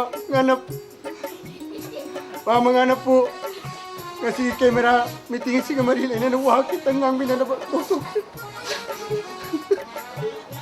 adungai mafam masde meeting tawringai da iram da mirei lai sigi chokphat na ba nungai na buging da wa phaja wa ngangi matam da kongnan bu kari gumba likai sigi mioi khran i ho khra sangalaga phar ga pubiraga a jing da makok thugai gi ba matam da i banyam ta gi madu shanti gi iri ꯑꯩꯈꯣꯏ ꯈꯨꯗꯤꯡꯃꯛꯀꯤ ꯃꯍꯨꯠ ꯁꯤꯜꯂꯒ ꯇꯥꯈꯤꯕ E ꯑꯩꯈꯣꯏꯁꯤ ꯀꯣꯡꯅꯥꯟꯒꯤꯗꯃꯛꯇ ꯚꯣꯠꯀꯤ ꯄꯤꯈꯥ ꯂꯥꯛꯆꯔꯤꯕꯅꯤ ꯅꯨꯡꯁꯤꯕꯤꯌꯨ ꯀꯣꯡꯅꯥꯟꯕꯨ ꯀꯣꯡꯅꯥꯟꯅꯕꯨ ꯀꯔꯤꯒꯨꯝꯕ ꯍꯟꯗꯛꯀꯤ ꯚꯣꯠꯁꯤ ꯍꯦꯛ ꯀꯥꯔꯕ ꯃꯥꯅ ꯇꯧꯔꯛꯀꯗꯧꯕ ꯊꯕꯛꯁꯤ ꯃꯄꯥꯟ ꯅꯥꯏꯗ꯭ꯔꯦ ꯑꯩꯈꯣꯏ ꯑꯍꯟ ꯑꯃ ꯑꯣꯏꯅ ꯌꯥꯝꯅ ꯍꯥꯏꯖꯅꯤꯡꯕꯗꯤ ꯑꯍꯜ ꯑꯁꯤ ꯑꯣꯜ ꯑꯦꯖ ꯄꯦꯟꯁꯤꯟꯁꯦ ꯃꯁꯤ ꯑꯍꯟ ꯈꯛꯇꯗ ꯄꯤꯕ ꯅꯠꯇꯕ ꯑꯉꯥꯡꯁꯤ ꯍꯦꯛ ꯄꯣꯛꯂꯛꯄꯗꯒꯤꯅ ꯍꯦꯛ ꯁꯤꯗ꯭ꯔꯤꯐꯥꯎꯁꯦ ꯑꯣꯜ ꯑꯦꯖ ꯄꯦꯟꯁꯤꯟꯁꯦ ꯄꯤꯍꯟꯕꯤꯌꯨ ꯍꯥꯏꯕꯁꯦ ꯃꯁꯤ ꯑꯩꯈꯣꯏ ꯃꯌꯥꯝꯒꯤ ꯃꯉꯣꯟꯗ ꯄ꯭ꯔꯁꯇꯥꯕꯅꯤ ꯊꯥꯡꯒꯠꯂꯤꯁꯦ ꯀꯔꯤꯒꯨꯝꯕ ꯏꯕꯨꯡꯉꯣ ꯀꯣꯡꯅꯥꯟꯁꯤꯅꯕꯨ ꯚꯣꯠꯁꯦ ꯍꯦꯛ ꯀꯥꯗꯅ ꯐꯖꯦꯡ ꯐꯤꯔꯥꯟ ꯊꯦꯠꯇꯅ ꯃꯥꯏ ꯄꯥꯛꯑꯕ ꯁꯟ ꯐꯥꯎꯕꯗ ꯆꯍꯤ 15ꯒꯤ ꯃꯇꯨꯡꯗꯗꯤ old age pension ꯄꯤꯗꯣꯔꯤꯕꯅꯤ 이거 공단구 눈치비요 마키 마카디 군우 예쁘니 군우디 마사 빨라가 꼬파이 파이버드니 아주나 얌상나 중앙게로래 아소나 중 미팅 마파마 얌바니나 가시세 가시기 더벅더디 매야 푸나먹더기 가이나나부 야탄 나우저리나 나야디 오이나 아두디 공나 할라니 형도 손다 냉비롬고 좀 나이나는 레이디 무슬림 군 아코이 미안해 뿌라다 후 구절 아동니 거 거기 기타 한자르게 매야 와로 비야데 소리 미팅 마파마 나이네리 나자 한자르게 매야 와로 비야 또 밀어먹고 매야 한자르게 마이든 구름자리 에마 camera meeting सिदा अखोई ओजा कोनानबु सौगतपिबा अहलमन इमाई बिम मयाम खाई पुनमपु आहाम नमक्तदा ओजा कोनानबु सौगतजबा सुरुमंगलाइन खोइरम आयाम पेदे दिल्ली की पार्लियामेंट हाउसदा वांगांग नम मतमदा मारोन थोखिरजि करिगिरा अतोप स्टेट को वांगांग नम मतमदा तुमिल लेरि बसि मनुम करिगिरा anybody to line clear to the this not the strategy of the line of the English Aura, Adopa Stena, Lula Pumatanda, what is come that from constitution everybody this not art and culture is force. I am Matamda, I quay music machine alone talk from ya, highlighted. Oh, yeah, I have the Amusu, ya, whatever in the Jaka Toledo. Hi, I quay law language come the Maramudana, I quay to me lady. Although I quay you Kunandi, Petrivigi. Jagat kaya la mapum kaya da roll loy sununga mga mibini France maron Australia maron adagi India maron adagi Manipuri maron Nepali maron adagi Assami maron Nagali maron around us of the candidate and educated onko jakona masi thagatana ai koi karam candidate tharapini ba how can do what to candidate ngasigi ibungo konga ngasigi camera meeting ngasida meeting kasimo pon phan bigini had lembe liba Erika sigi halama lai guru maru pang che chal khwai pun maku yang ahan bada kai dau jari tu ga loina na ngasigi meeting ngasigi namakta mayai tamal lobuli ba halabi mo singusu mukka so na kai dau थबक थौरम कयादा मीगी लेकाय सिगे आलू ताला में चंदने त यावबा पुखरी तौरम में त यावबा पुखरी सिला में त यावबा पुखरी सिंग चले त यावबा मियामी कैंडिडेट ओजा कोनान मियामदा वोट की बिख्या होइना वही मंगा तरा दंग मियामदा पुंगोक पिनना बदमक्ता खोइ ngasi कैंडिडेट ओजा कोनान बो औसिनजन ऐसे मियामना एक्स एमएलए हैबसे आई क्वाइडिंग खोइदौ सगोपन मरमदी ऐंगोंदगी काग्रिब नुपा अदुना ऐंगोंदगी हेनगिबसे भोटर कुतरो खतरे गोदी हेनगिसे अदुना कुंतरो खतंग हेनबदुदी एक्स एमएलए हैबिबगी महता सेकेंड एमएलए ना हैबिबजी करी काइगे अदुबु यादी यादबदो हंतक्ति सेकेंड एमएलए दुदगी ऐसे एक्स एमएलए दुदगी एक्स एमएलए हाइदनबगी तंजादो मयाम हंतक्ति पिबियो अदो एमएलए मपु ओइना बजौत मयाम सिनबियो ꯑꯗꯨ ꯑꯣꯏꯇꯥꯔꯗꯤ ꯑꯩꯅ ꯊꯕꯛ ꯇꯧꯕ ꯉꯝꯕ ꯃꯌꯥꯝꯁꯦ ꯃꯌꯥꯝꯗ ꯑꯩ ꯃꯊꯪ ꯇꯧꯖꯒꯦ ꯑꯩꯈꯣꯏꯅ ꯀꯔꯤꯒꯨꯝꯕ ꯂꯥꯏꯕꯛ ꯐꯗꯅ ꯁꯔꯀꯥꯔꯁꯤ ꯁꯦꯝꯃꯛꯄ ꯇꯥꯔꯕꯗꯤ ꯑꯩꯈꯣꯏꯅ ꯄꯥꯝꯖꯔꯤꯁꯦ ꯁꯔꯀꯥꯔꯒꯤ ꯃꯥꯌꯣꯛꯇ ꯄ꯭ꯔꯖꯥ ꯃꯤꯌꯥꯝꯅ ꯁ꯭ꯇ꯭ꯔꯥꯏꯛ ꯍꯧꯕ ꯕꯟ ꯇꯧꯕ ꯄꯨꯝꯅꯃꯛꯁꯦ ꯃꯁꯤ ꯇꯣꯛꯊꯣꯛꯑꯒ ꯁꯔꯀꯥꯔ ꯑꯩꯈꯣꯏꯅ ꯄ꯭ꯔꯖꯥ ꯃꯤꯌꯥꯝꯒꯤ ꯃꯥꯌꯣꯛꯇ ꯑꯃꯗꯤ ꯀꯔꯃꯆꯥꯔꯤꯁꯤꯡꯒꯤ ꯃꯥꯌꯣꯛꯇ ꯁ꯭ꯇ꯭ꯔꯥꯏꯛ ꯇꯧꯕ ꯁꯤꯅꯤ ꯑꯩꯈꯣꯏꯅ ꯄꯥꯝꯖꯔꯤꯁꯦ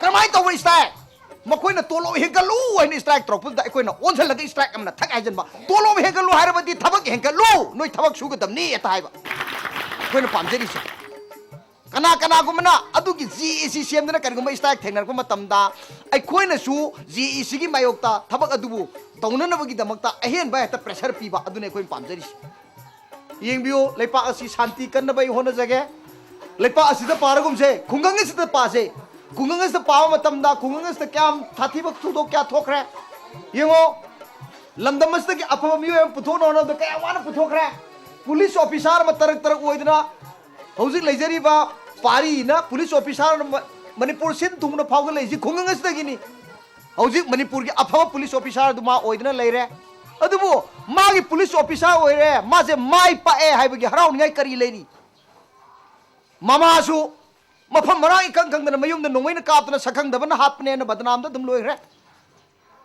ꯃꯄꯥꯁꯨ ꯆꯍꯤ ꯈꯔꯒꯤ ꯃꯃꯥꯡꯗ ꯂꯪꯐꯩꯗ ꯁꯛꯈꯪꯗꯕꯁꯤꯡꯅ ꯅꯣꯡꯃꯩ ꯀꯥꯞꯇꯅ ꯍꯥꯠꯂꯝꯃꯤ ꯍꯥꯏꯗꯅ ꯃꯃꯥ ꯃꯄꯥ ꯄꯨꯟꯅ ꯃꯥꯡꯈꯤꯕꯗꯒꯤ मागी पुंसीसे अफब ऑफिसर मोइरबसु नुंगाइबम खंगदन लेरिदना मसी खुदिमकसे अफब राजनीति अफब शासन अमा दरकार लई मदुद खक्तदा लैपाकसे तंगदु लैताब ngमगदुरिबनी हाइबसे आई म्याम फमदा थमजरगा मतंग सिदा आई टेंशन जगे आई बमुक्तंग नि म्याम नुसिबियु नुसिबिरो मतुंग सोइदम कि म्याम गी लमन सिंगजे आइबा फमदि थमजरगा लोइसन Jerry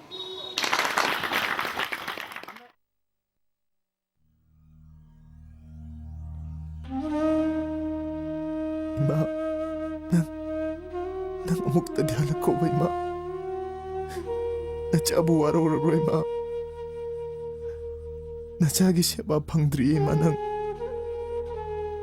nachabu ka na da sinarami mo, ma.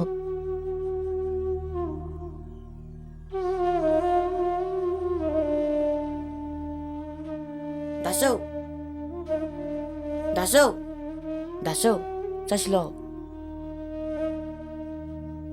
Pari, karino nang natorisibo. Namanabasing, laikay ki ahansing, loy na lak na hori. Noy katonsu, matanda tapong kangawdre. Lao, sasi lao.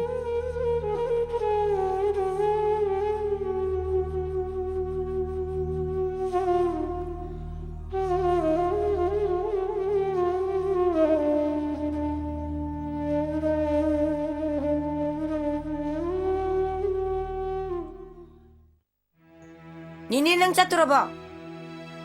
Chakiroi. Nungsie. Changasi lao. Pari lao ko. Hoi numsa. Phiroi loi ramina. Nangdi laroi ne. Ngasi dum chalatro. Chalani. Kaidonge mu halak tiba. Hai bungamde. Lanmi gi punchini. Ima baba na thamamba. Nangi yumdong pok asinati. Nang mungai tana laigani. Nungsi. Aigi thongase. Ngasi December karamane. Ai punchigi mulak tapsue. Changaslo.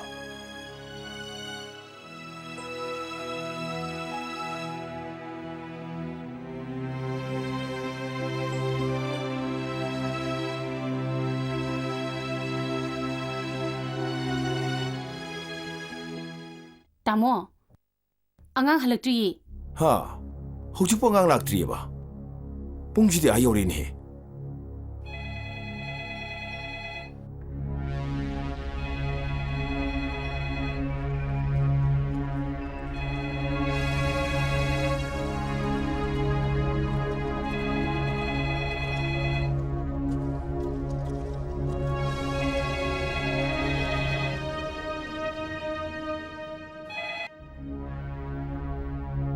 Hello, kana?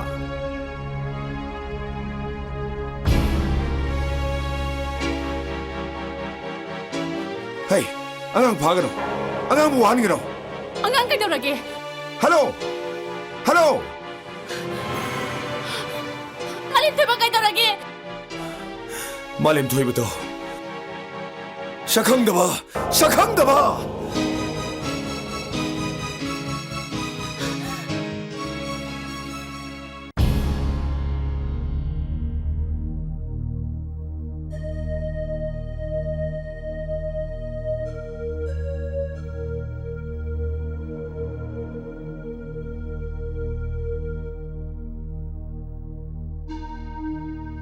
Baba.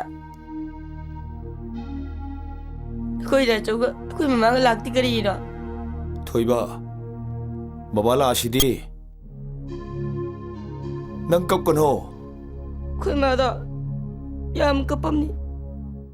Hey udi chak jara moi. Kapti. Mama ka jo kapudi. Ai lai je. Isa lo bulai ne.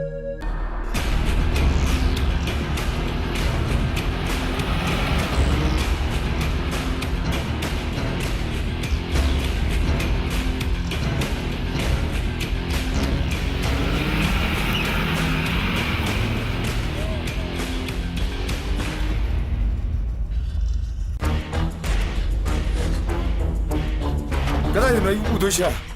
Kadai na nomor na ibu doisha. Baba. Thoiba. Baba. Thoiba. Baba. Baba nak cek kino.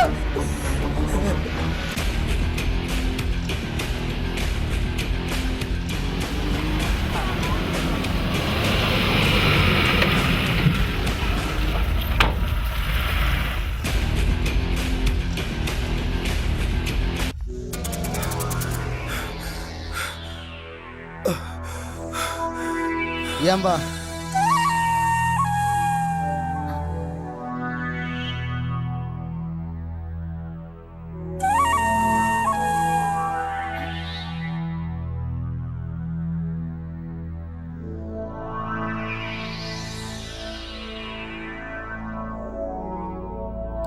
Hojik phawba nangi mi laktibra. Aigini haibada. Aigi nupi natana kanasu leiti. Nakoina hariba senpam adudi. Aina phawba piba ngamdi. Sen poraktrabadi napana cha siba taba. Masinguma thabase mahi tamjariba satrasingdadi mase yahonba phati. Angangsing hirama matada victimize tawibam thokte. Yamba. Aikoina tawribase yamna usitpidribase karigino. Lairik yamna hiba ain yamna khangbai waro. Tinkang marakta lamnaki jiba singi marakta leiribase aikoi khaktagi nate yamba khoi gi siyauribane. Sumi. Aikoi punamaki honabiri habase ai khangi. Adubu donation haibagi mahutta demand ko achobu senpamdi ai piba ngamjati. Sen piba ngamdaba mi kaya sakhangdaba singna hatok pikhre. Adubu harau harau sen pinaraktabadi nomunomugi hangalakni. Masigi maram organization malan masingna khantaba matamadu yaure. Sha argument ne. Aikoi bu gunda huran boin ubagi wani ne. Nangna akhang ai yamna sarabadi aikoi sen phangdaba yade. Napa na sa animak kapthok patare. Baba. Baba. Malam Thoiba. Baba. Paisa kita bawa bumi gerau. Baba.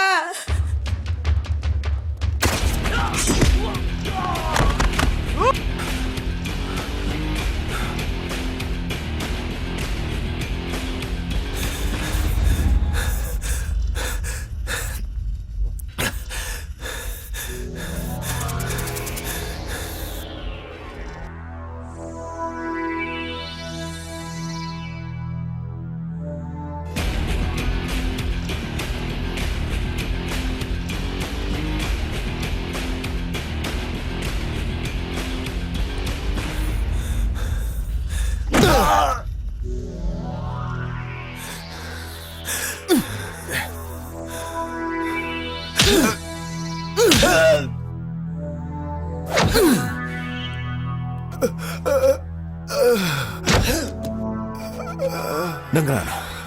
Nang kanano? Ay, Lashem mani. Lashem ba? Ay, itak thuk masangi. Thokdang pudan lakmani. Engineer mapamachabu. Ay napamani. Karama thokdang? Lak yang kay gidibal. Karama party no? Ay koy gi party laite. Ay thabak phungdaba mine. Ay thabak phungdaba mine.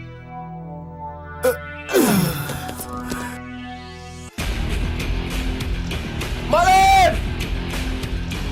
Malin! Malin! Kacau! Malin.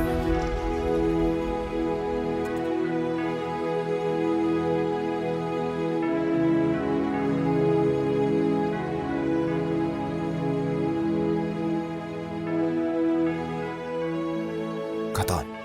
Inom sa sulay. Jesse Katon.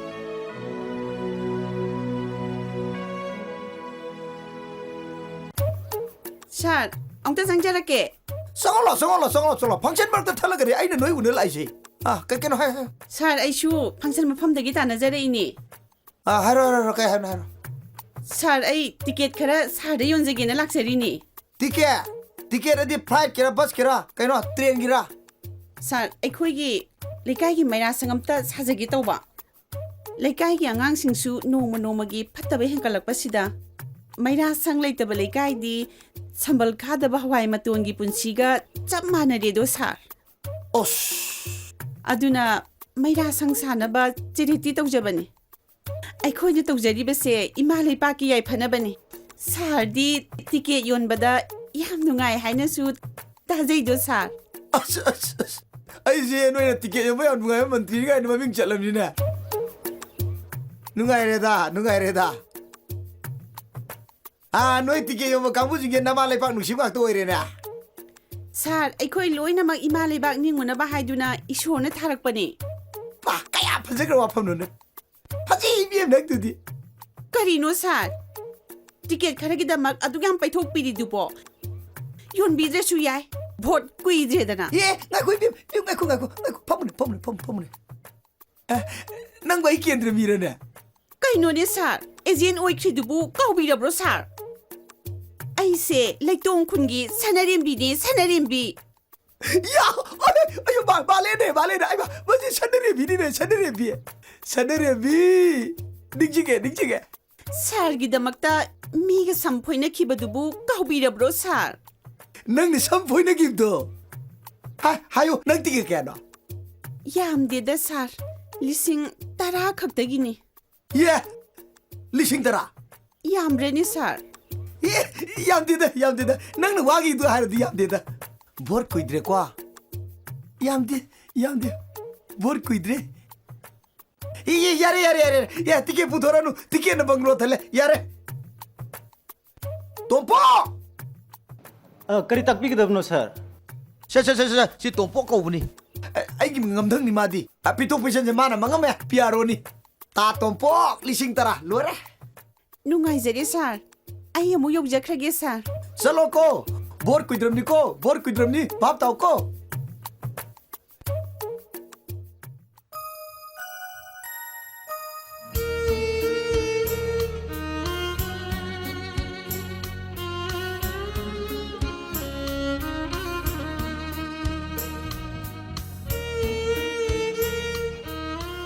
누시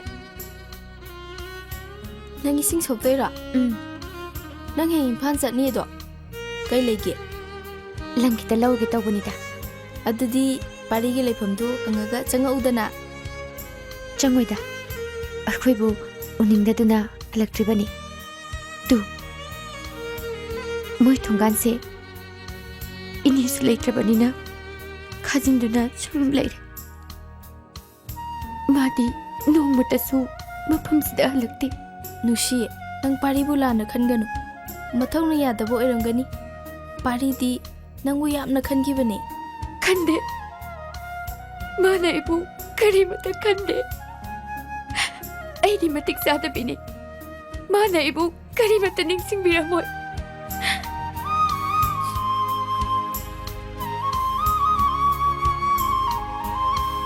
다다 बेमा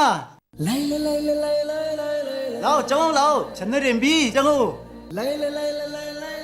मंत्री लेरी चंगो चंगो चंगो वारो भी आदि मयाम इबेम से agent नोइबदा याम मरु ओइबा मिसा म ओइखिबा मयाम ngak tang ngai bi oi mathang adum kausanjar ke अखोई अमग तमसे लाखनी दना अखोई इबेम गी करी लेरी गे आई सारगा दुम ngangnarageda सारगा बुदी अदुम उनगदौ लेबा अदुदा ngaइबो ओइना सुम अखोई नि वारी साबदी याइदना kari wari sasigi haibado tadana dum hobiro kaidauragi अदताई वारी साबा सिबुदी नुपाना होगदोफम थोय हाइबसी आइसु खंगिदा tadagi mawong sidi phone number ga pirau haidau maliko ओ माने अदुमकने अदु हाइगे तौनिदा tada aigi visiting card oine pijaragi sida leiri ओ फरेने सिदा लो यावरेने ni yaurabani सिदा लो यावरे नुआइजरेदा ए तोको sir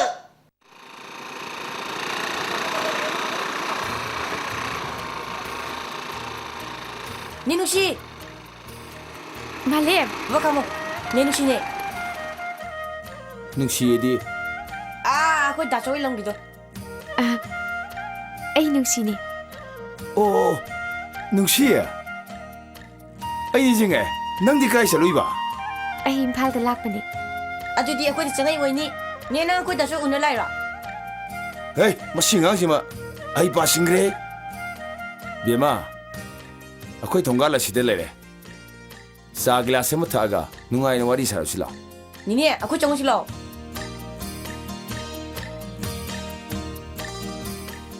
Malaya si ore noi da so bala aga piu ko asa po si yaw pani nang ka samino niне ai non duwa mai gina kai no hai bane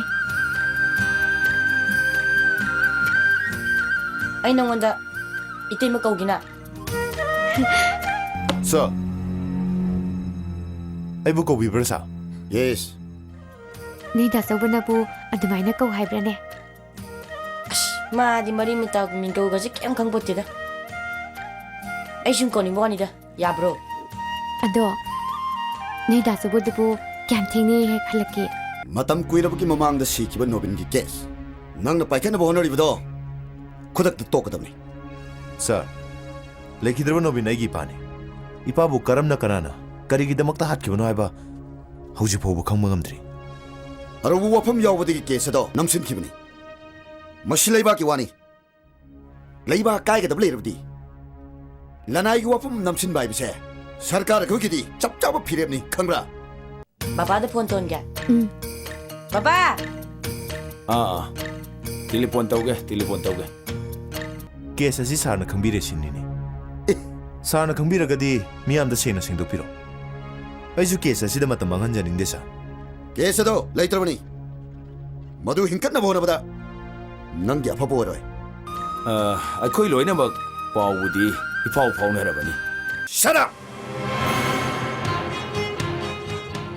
नंग आई थक्ता वांगाबु क्याम पामे नंग आइगि मायोक्ता थबक तोबो मुद्रा नोबिन शखंग दबसिंगना हातकिबनि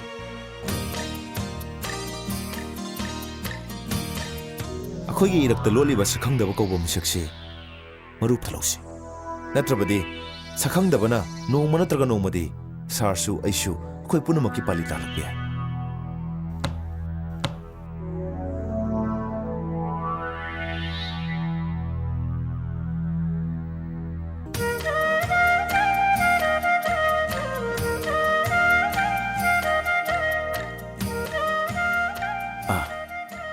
Uncle ngasi di thengi ai han khrage hoi Malaya ai no ma mula ke ko chalagi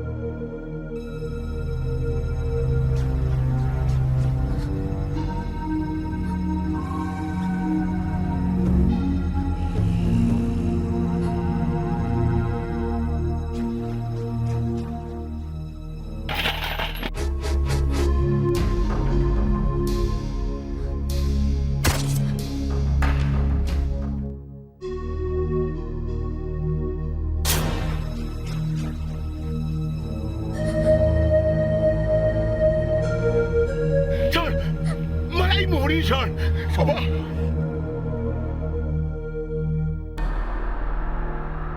Don't worry, my friend.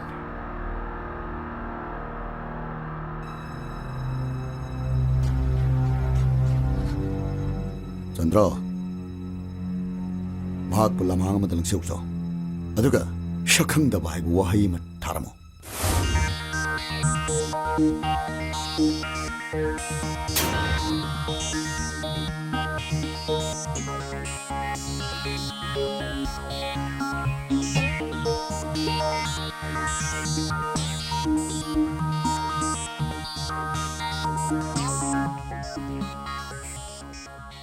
Lekhidraba, aigi mohari oramba nabing ni masra pari.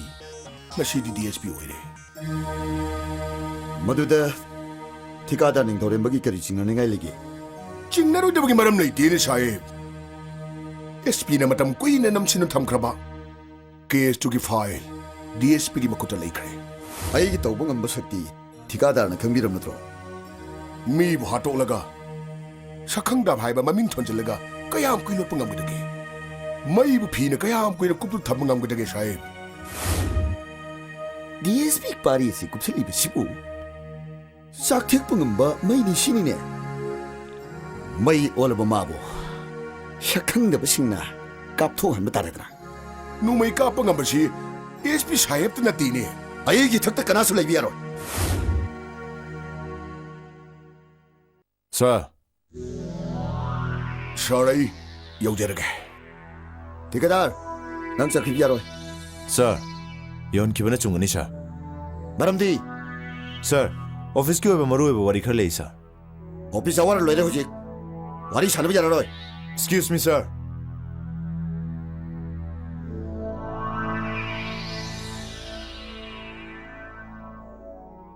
Sir, aigi pa mori nobin. Kanan hali sir. Wang nogi pakhum di kota hangada ba. Court yo bidra file si police department na kuina namsin dun le ni sir. Madai khangde. Khangde abigano sir. File si bu namsin kro. Masibu mang kro aiba. Sana personally iba letter am sure sir. Hey! Sir! Sir!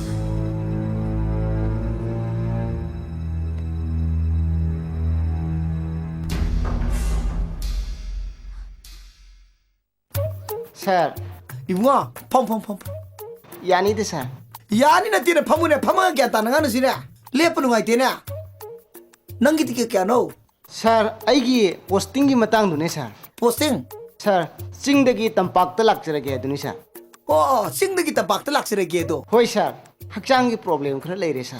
넌 에스박 프로. 빡디다 sir. 넌기 레이나지 땀박다 레이닝 미 레이나니네. 호이 sir.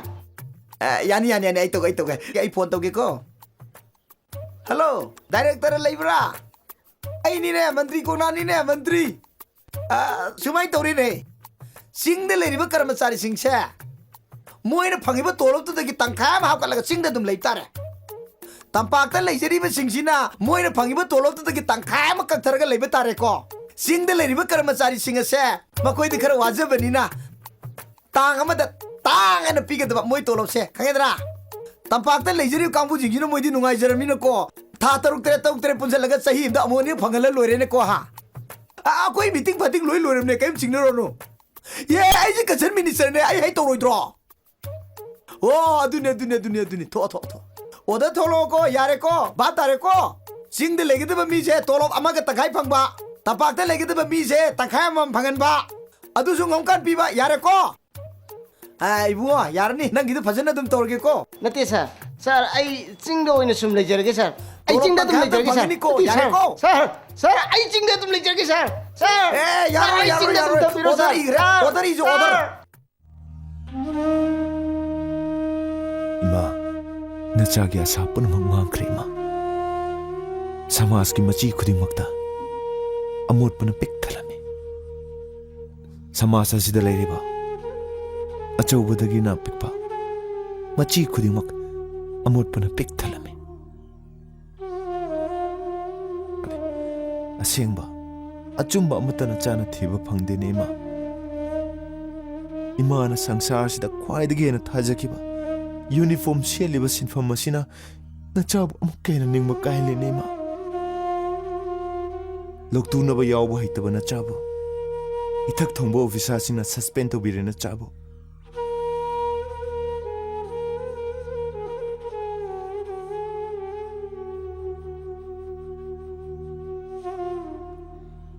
다소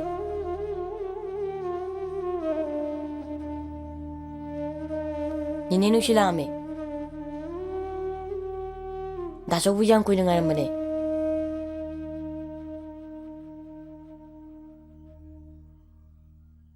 다소 nang 짝짝지 거리기노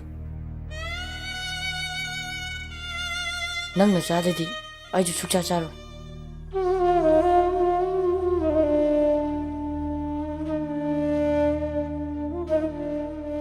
다소 어디 짜감라미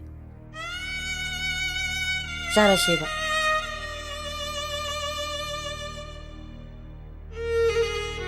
다소 시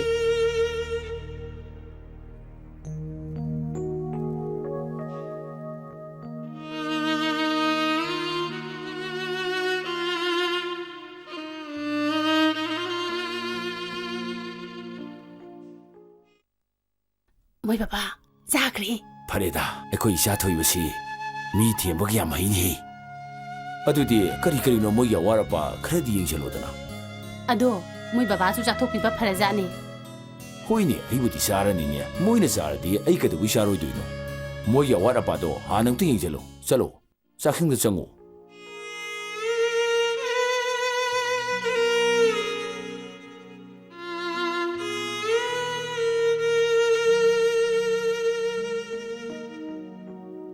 ꯀꯔꯤꯒꯤꯅꯣ ꯄꯥꯔꯤꯕꯨ suspend ꯇꯧꯔꯤꯕ ꯃꯥꯅ ꯀꯔꯤ ꯂꯥꯜꯂꯨꯔꯕꯖꯥꯠꯅꯣꯅꯦ ꯑꯩ ꯃꯟꯇ꯭ꯔꯤ ꯀꯣꯛꯅꯥꯟꯒꯤ ꯃꯅꯥꯛꯇ ꯆꯠꯇꯨꯅ ꯇꯥꯟꯅꯗꯕ ꯌꯥꯗꯦ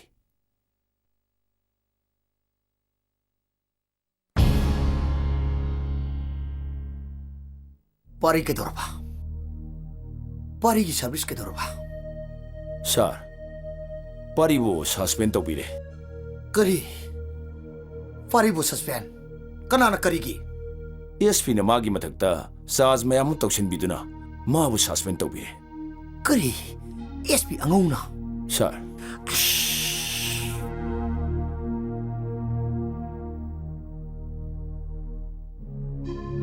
आई शेमुनगे आई तो याम नुंगाइजरे sir sir अदुदी फरे फरे फरे योरो योरो ए तोपो आई शेम सके थोड़ा चलो मी उसित बचारदना इमा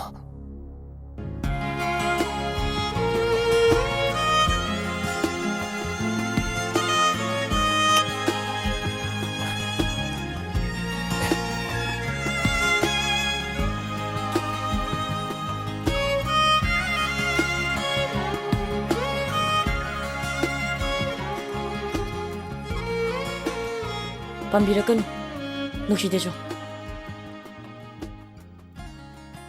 헤이 나서도 그다 왜 저이노 나서 올라가니 나서 오는 소리 라가니 nang literally ay ka nang wakin dyan ba? Telepon na minang kialan. Mina, maya milita bimaca, maya milita bimaca.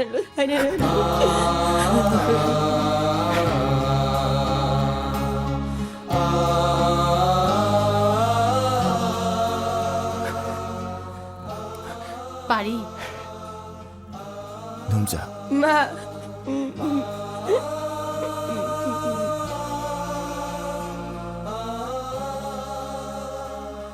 Nangi thaba hanjinaba. Nangi kurato na kanna honari. Karigino, nangna asuk yamna taha taurisibo. nom자. ꯑꯩ ꯈꯥꯇꯣꯟꯗ ꯁꯣꯏꯈ꯭ꯔꯕꯅꯤ ꯑꯩ ꯁꯔꯚꯤꯁꯁꯤꯗ ꯑꯃꯨꯛ ꯍꯟꯖꯤꯟꯅꯕ ꯇꯧꯔꯔꯣꯏ service ꯑꯁꯤꯗ ꯑꯩ ꯊꯥꯖꯕ ꯂꯩꯇ꯭ꯔꯦ ꯏꯅꯣꯝꯆꯥ ꯉꯁꯤꯁꯦ ꯅꯨꯃꯤꯠ ꯌꯥꯝꯅ ꯐꯩ ꯏꯅꯣꯝꯆꯥ ꯑꯩ ꯆꯠꯂꯒꯦ ꯏꯅꯣꯝꯆꯥ ꯊꯣꯏ ꯁꯤꯂꯥꯎ ꯗꯥꯆꯧꯅꯦ ꯅꯪꯒꯤ ꯅꯥꯛꯇ ꯇꯣꯏꯅ ꯂꯥꯛꯀꯅꯤ ꯅꯪꯗꯤ ꯑꯐꯕ ꯃꯤ ꯑꯃ ꯑꯣꯏꯗ ꯌꯥꯗꯕꯅꯤ ꯂꯥꯏꯔꯤꯛ ꯀꯟꯅ ꯄꯥꯒꯗꯧꯅꯤꯀꯣ ꯁꯥꯔꯇꯤꯐꯤꯀꯦꯠꯇꯤ ꯄꯥꯏꯔꯒ ꯂꯥꯏꯔꯤꯛ ꯃꯅꯥ ꯑꯝꯇ ꯍꯩꯇꯕ ꯃꯤ ꯃꯁꯤꯡꯅ ꯍꯦꯟꯕꯗꯒꯤꯅꯦ ꯉꯁꯤ ꯑꯩꯈꯣꯏꯒꯤ ꯂꯝꯗꯝꯁꯤꯗ ꯑꯃꯝꯕꯗ ꯃꯀꯣꯛ ꯊꯣꯡꯒꯥꯏꯅꯔꯤ ꯃꯌꯥꯝꯁꯦ ꯅꯪꯗꯤ ꯂꯥꯏꯔꯤꯛ ꯌꯥꯝ ꯍꯩꯒꯗꯧꯅꯤꯀꯣ ꯇꯥꯕ꯭ꯔꯥ ꯅꯪ ꯗꯥꯆꯧꯅ ꯍꯥꯏꯔꯤꯁꯤ ꯏꯟꯒꯗ꯭ꯔꯥ ꯂꯥꯏꯔꯤꯛ ꯌꯥꯝ ꯄꯥꯎꯀꯣ ꯅꯪ Dachau.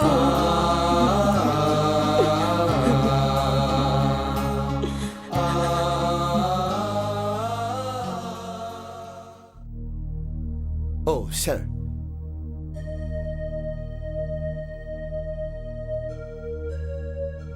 Pari suspend tawagi maram khang pame. Sir. Mag uniform gi taxi ka si ngak taba misak amani. Matak thongbo officer da challenge to bai bisi. Magi khwaidi ki sobu marani sir. Ai pari gi maran khang pame. Sir, ai na jeri bisingdu. Pari gi maral singni ni sir. Shut up. Nang discipline kyam lai mino. Nang attitude chap chang khang mini ne. Nang na pari bu suspend tong na ikat pangam bagum. Nang na maran kya pisan bangam bagum. Nang gina taktai na kan gumakarak to bangam mesin nang khang manatro. Sir. Tabla. Asok maran gi bisa gi damak ta bisa lo sang lipa ne. Pari na matak tomo officer da kyang kai ki ba se. Court ki doctor yeng nap tare na ha. Ai chale.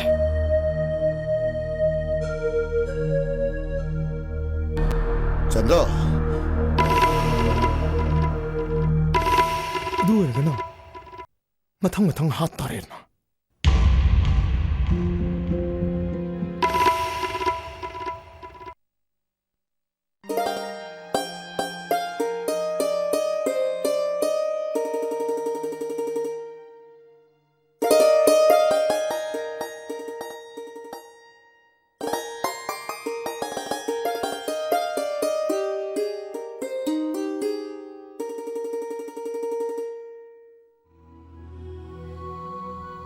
ꯕꯦꯡꯛꯇ ꯏꯁꯥꯒꯤ account ꯑꯃ ꯍꯥꯡꯗꯣꯛꯑꯝꯃꯦ ꯂꯨꯄꯥ ꯂꯥꯛ 50ꯒꯤ balance ꯌꯥꯎꯔꯕ ꯏꯁꯥꯒꯤ ꯄꯥꯁꯕꯨꯛꯅꯤ 이비마 ꯁꯦ ꯄꯥꯏꯁꯜꯂꯨꯁꯦ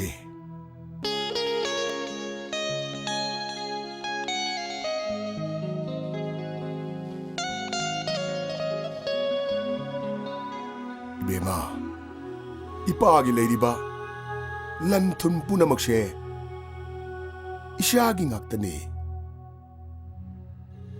lama khang thena khiba nonglei nungsit amana ipabu maikai khangdar humlure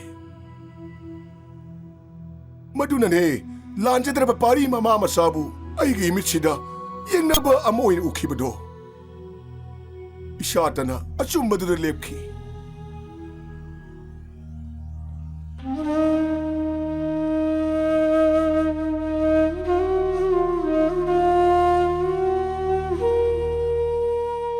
पारीदी शेंग न लांदे है बसे इशात न खंगी Baba,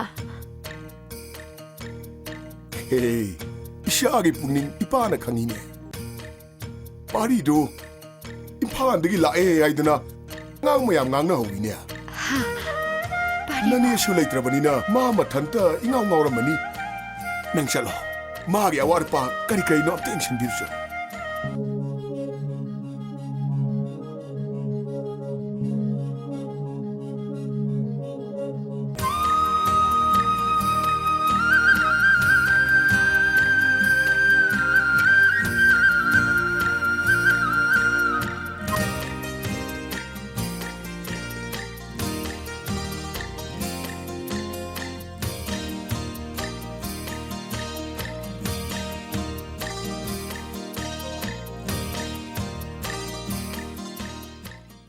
Pari, ꯅꯨꯡꯁꯤ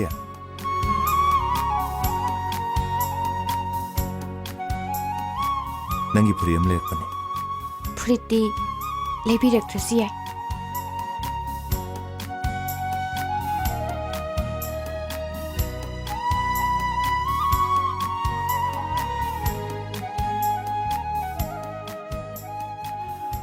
ꯀꯩꯗꯧꯉꯩ ꯑꯃꯨꯛ ꯆꯠꯀꯅꯤ ꯂꯩꯍꯧꯕꯅ ꯋꯥꯕꯁꯦ ꯆꯠꯈꯤꯕꯁꯤꯡꯅ ꯀꯩꯝꯇ ꯈꯪꯕꯤꯗꯦ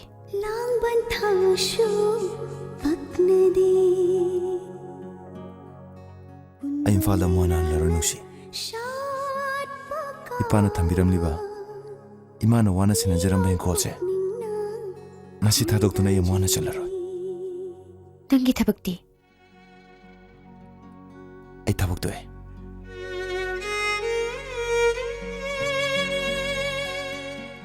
ꯃꯈꯥ ꯇꯥꯅ ꯑꯃꯨꯛ ꯍꯟꯅꯁꯨ ꯇꯧꯔꯔꯣꯏ ꯃꯐꯝ ꯈꯨꯗꯤꯡꯃꯛꯇꯒꯤ ꯊꯦꯡꯅꯔꯤꯕ ꯑꯃꯣꯠꯄ ꯊꯕꯛꯁꯤꯡꯁꯦ ꯃꯁꯤ ꯎꯗꯅꯕ ꯑꯩ ꯂꯣꯠꯂꯒꯦ ꯍꯤꯡꯒꯣꯜ ꯑꯁꯤꯕꯨ ꯉꯥꯛ ꯁꯦꯟꯖꯕꯁꯤꯅ ꯏꯃꯥ ꯏꯄꯥꯒꯤ ꯂꯃꯟ ꯁꯤꯡꯕꯅꯤ ꯈꯟꯖꯔꯒꯦ ꯅꯨꯡꯁꯤ ꯑꯩ ꯃꯤꯌꯥꯝ ꯑꯁꯤꯗ ꯊꯥꯖꯕ ꯂꯩꯇ꯭ꯔꯦ ꯅꯪ ꯑꯩꯕꯨꯁꯨ ꯊꯥꯖꯗ꯭ꯔꯕ꯭ꯔꯥ ꯅꯨꯡꯁꯤ ꯅꯪꯕꯨ ꯊꯥꯖꯕꯗꯤ ꯃꯄꯣꯛꯁꯤꯅ ꯂꯩꯔꯤ ꯃꯈꯩ ꯂꯣꯏꯔꯔꯣꯏ ꯄꯥꯔꯤ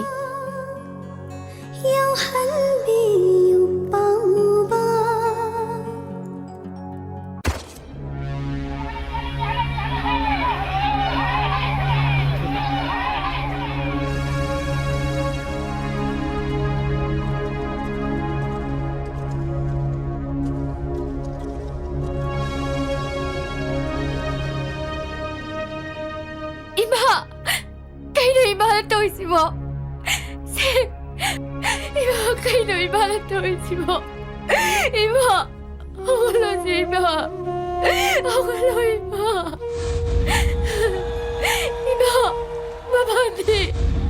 Ibo, ako na Ibo. Ako na Ibo.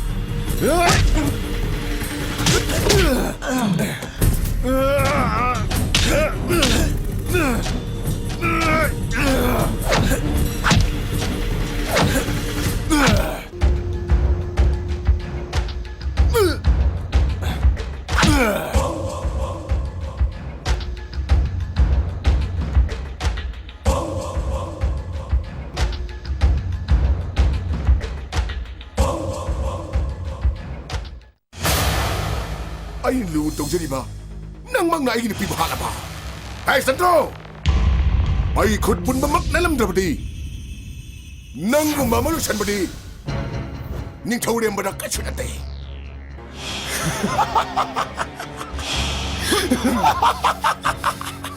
nang nai thawai lo khibiyai ay gi immun shu hat khibiyai adabu ay gi sare pibu nangna pari gi makuti phang bai budi oi thok tabani hat kre nang jo hat kare na chanu pi jo hat kare nange bong tom na hat kare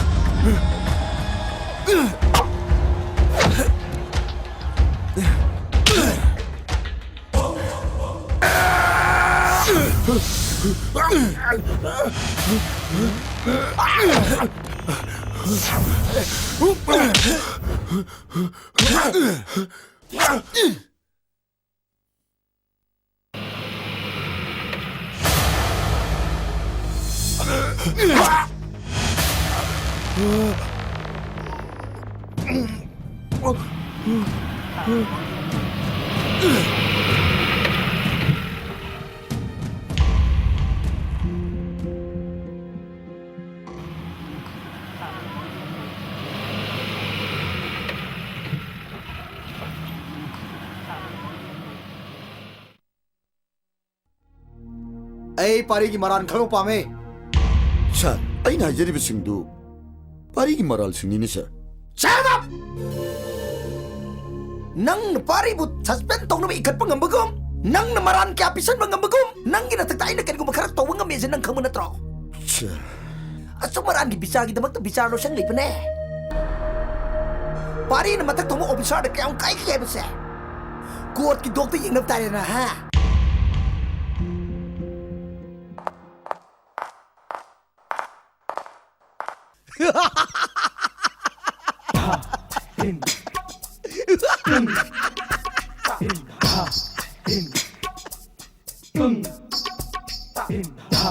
Hello, driver. Orang terobra. Oh, oke. Untuk saja tuh saya ketemu. Nasi je pari lo tu pun mini ni. Kuat dah ujik se. Pari lo tu na bugi ayam pire. Magi mian matam kerak kere tu na ha. Oke. Saji wada.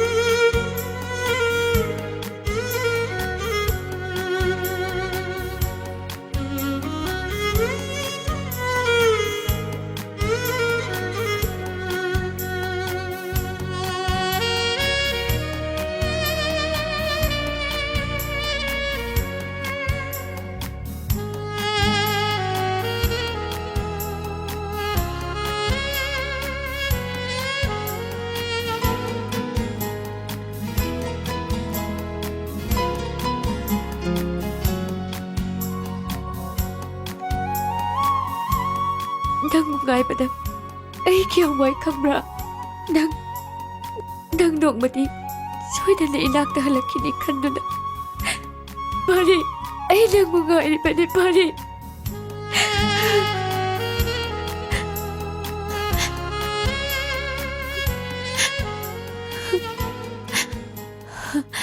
농시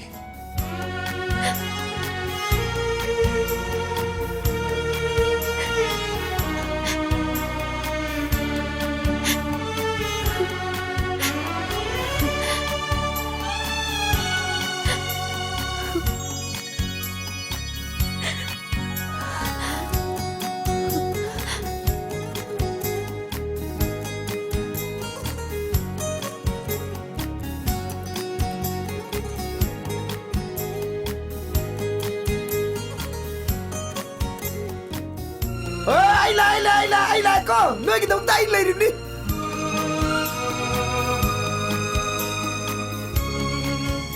nang mu lai pang miam sina sak khang bitra basu lai pak sing oi ba ai sina di nang mu sak khang ne ha ai na nang wa chum bane khalak patagi nang asang mu ya to ga sini kang thale da khara ha oh sasulo noi ni ki punsi ki aseng ma sambal do ai no er da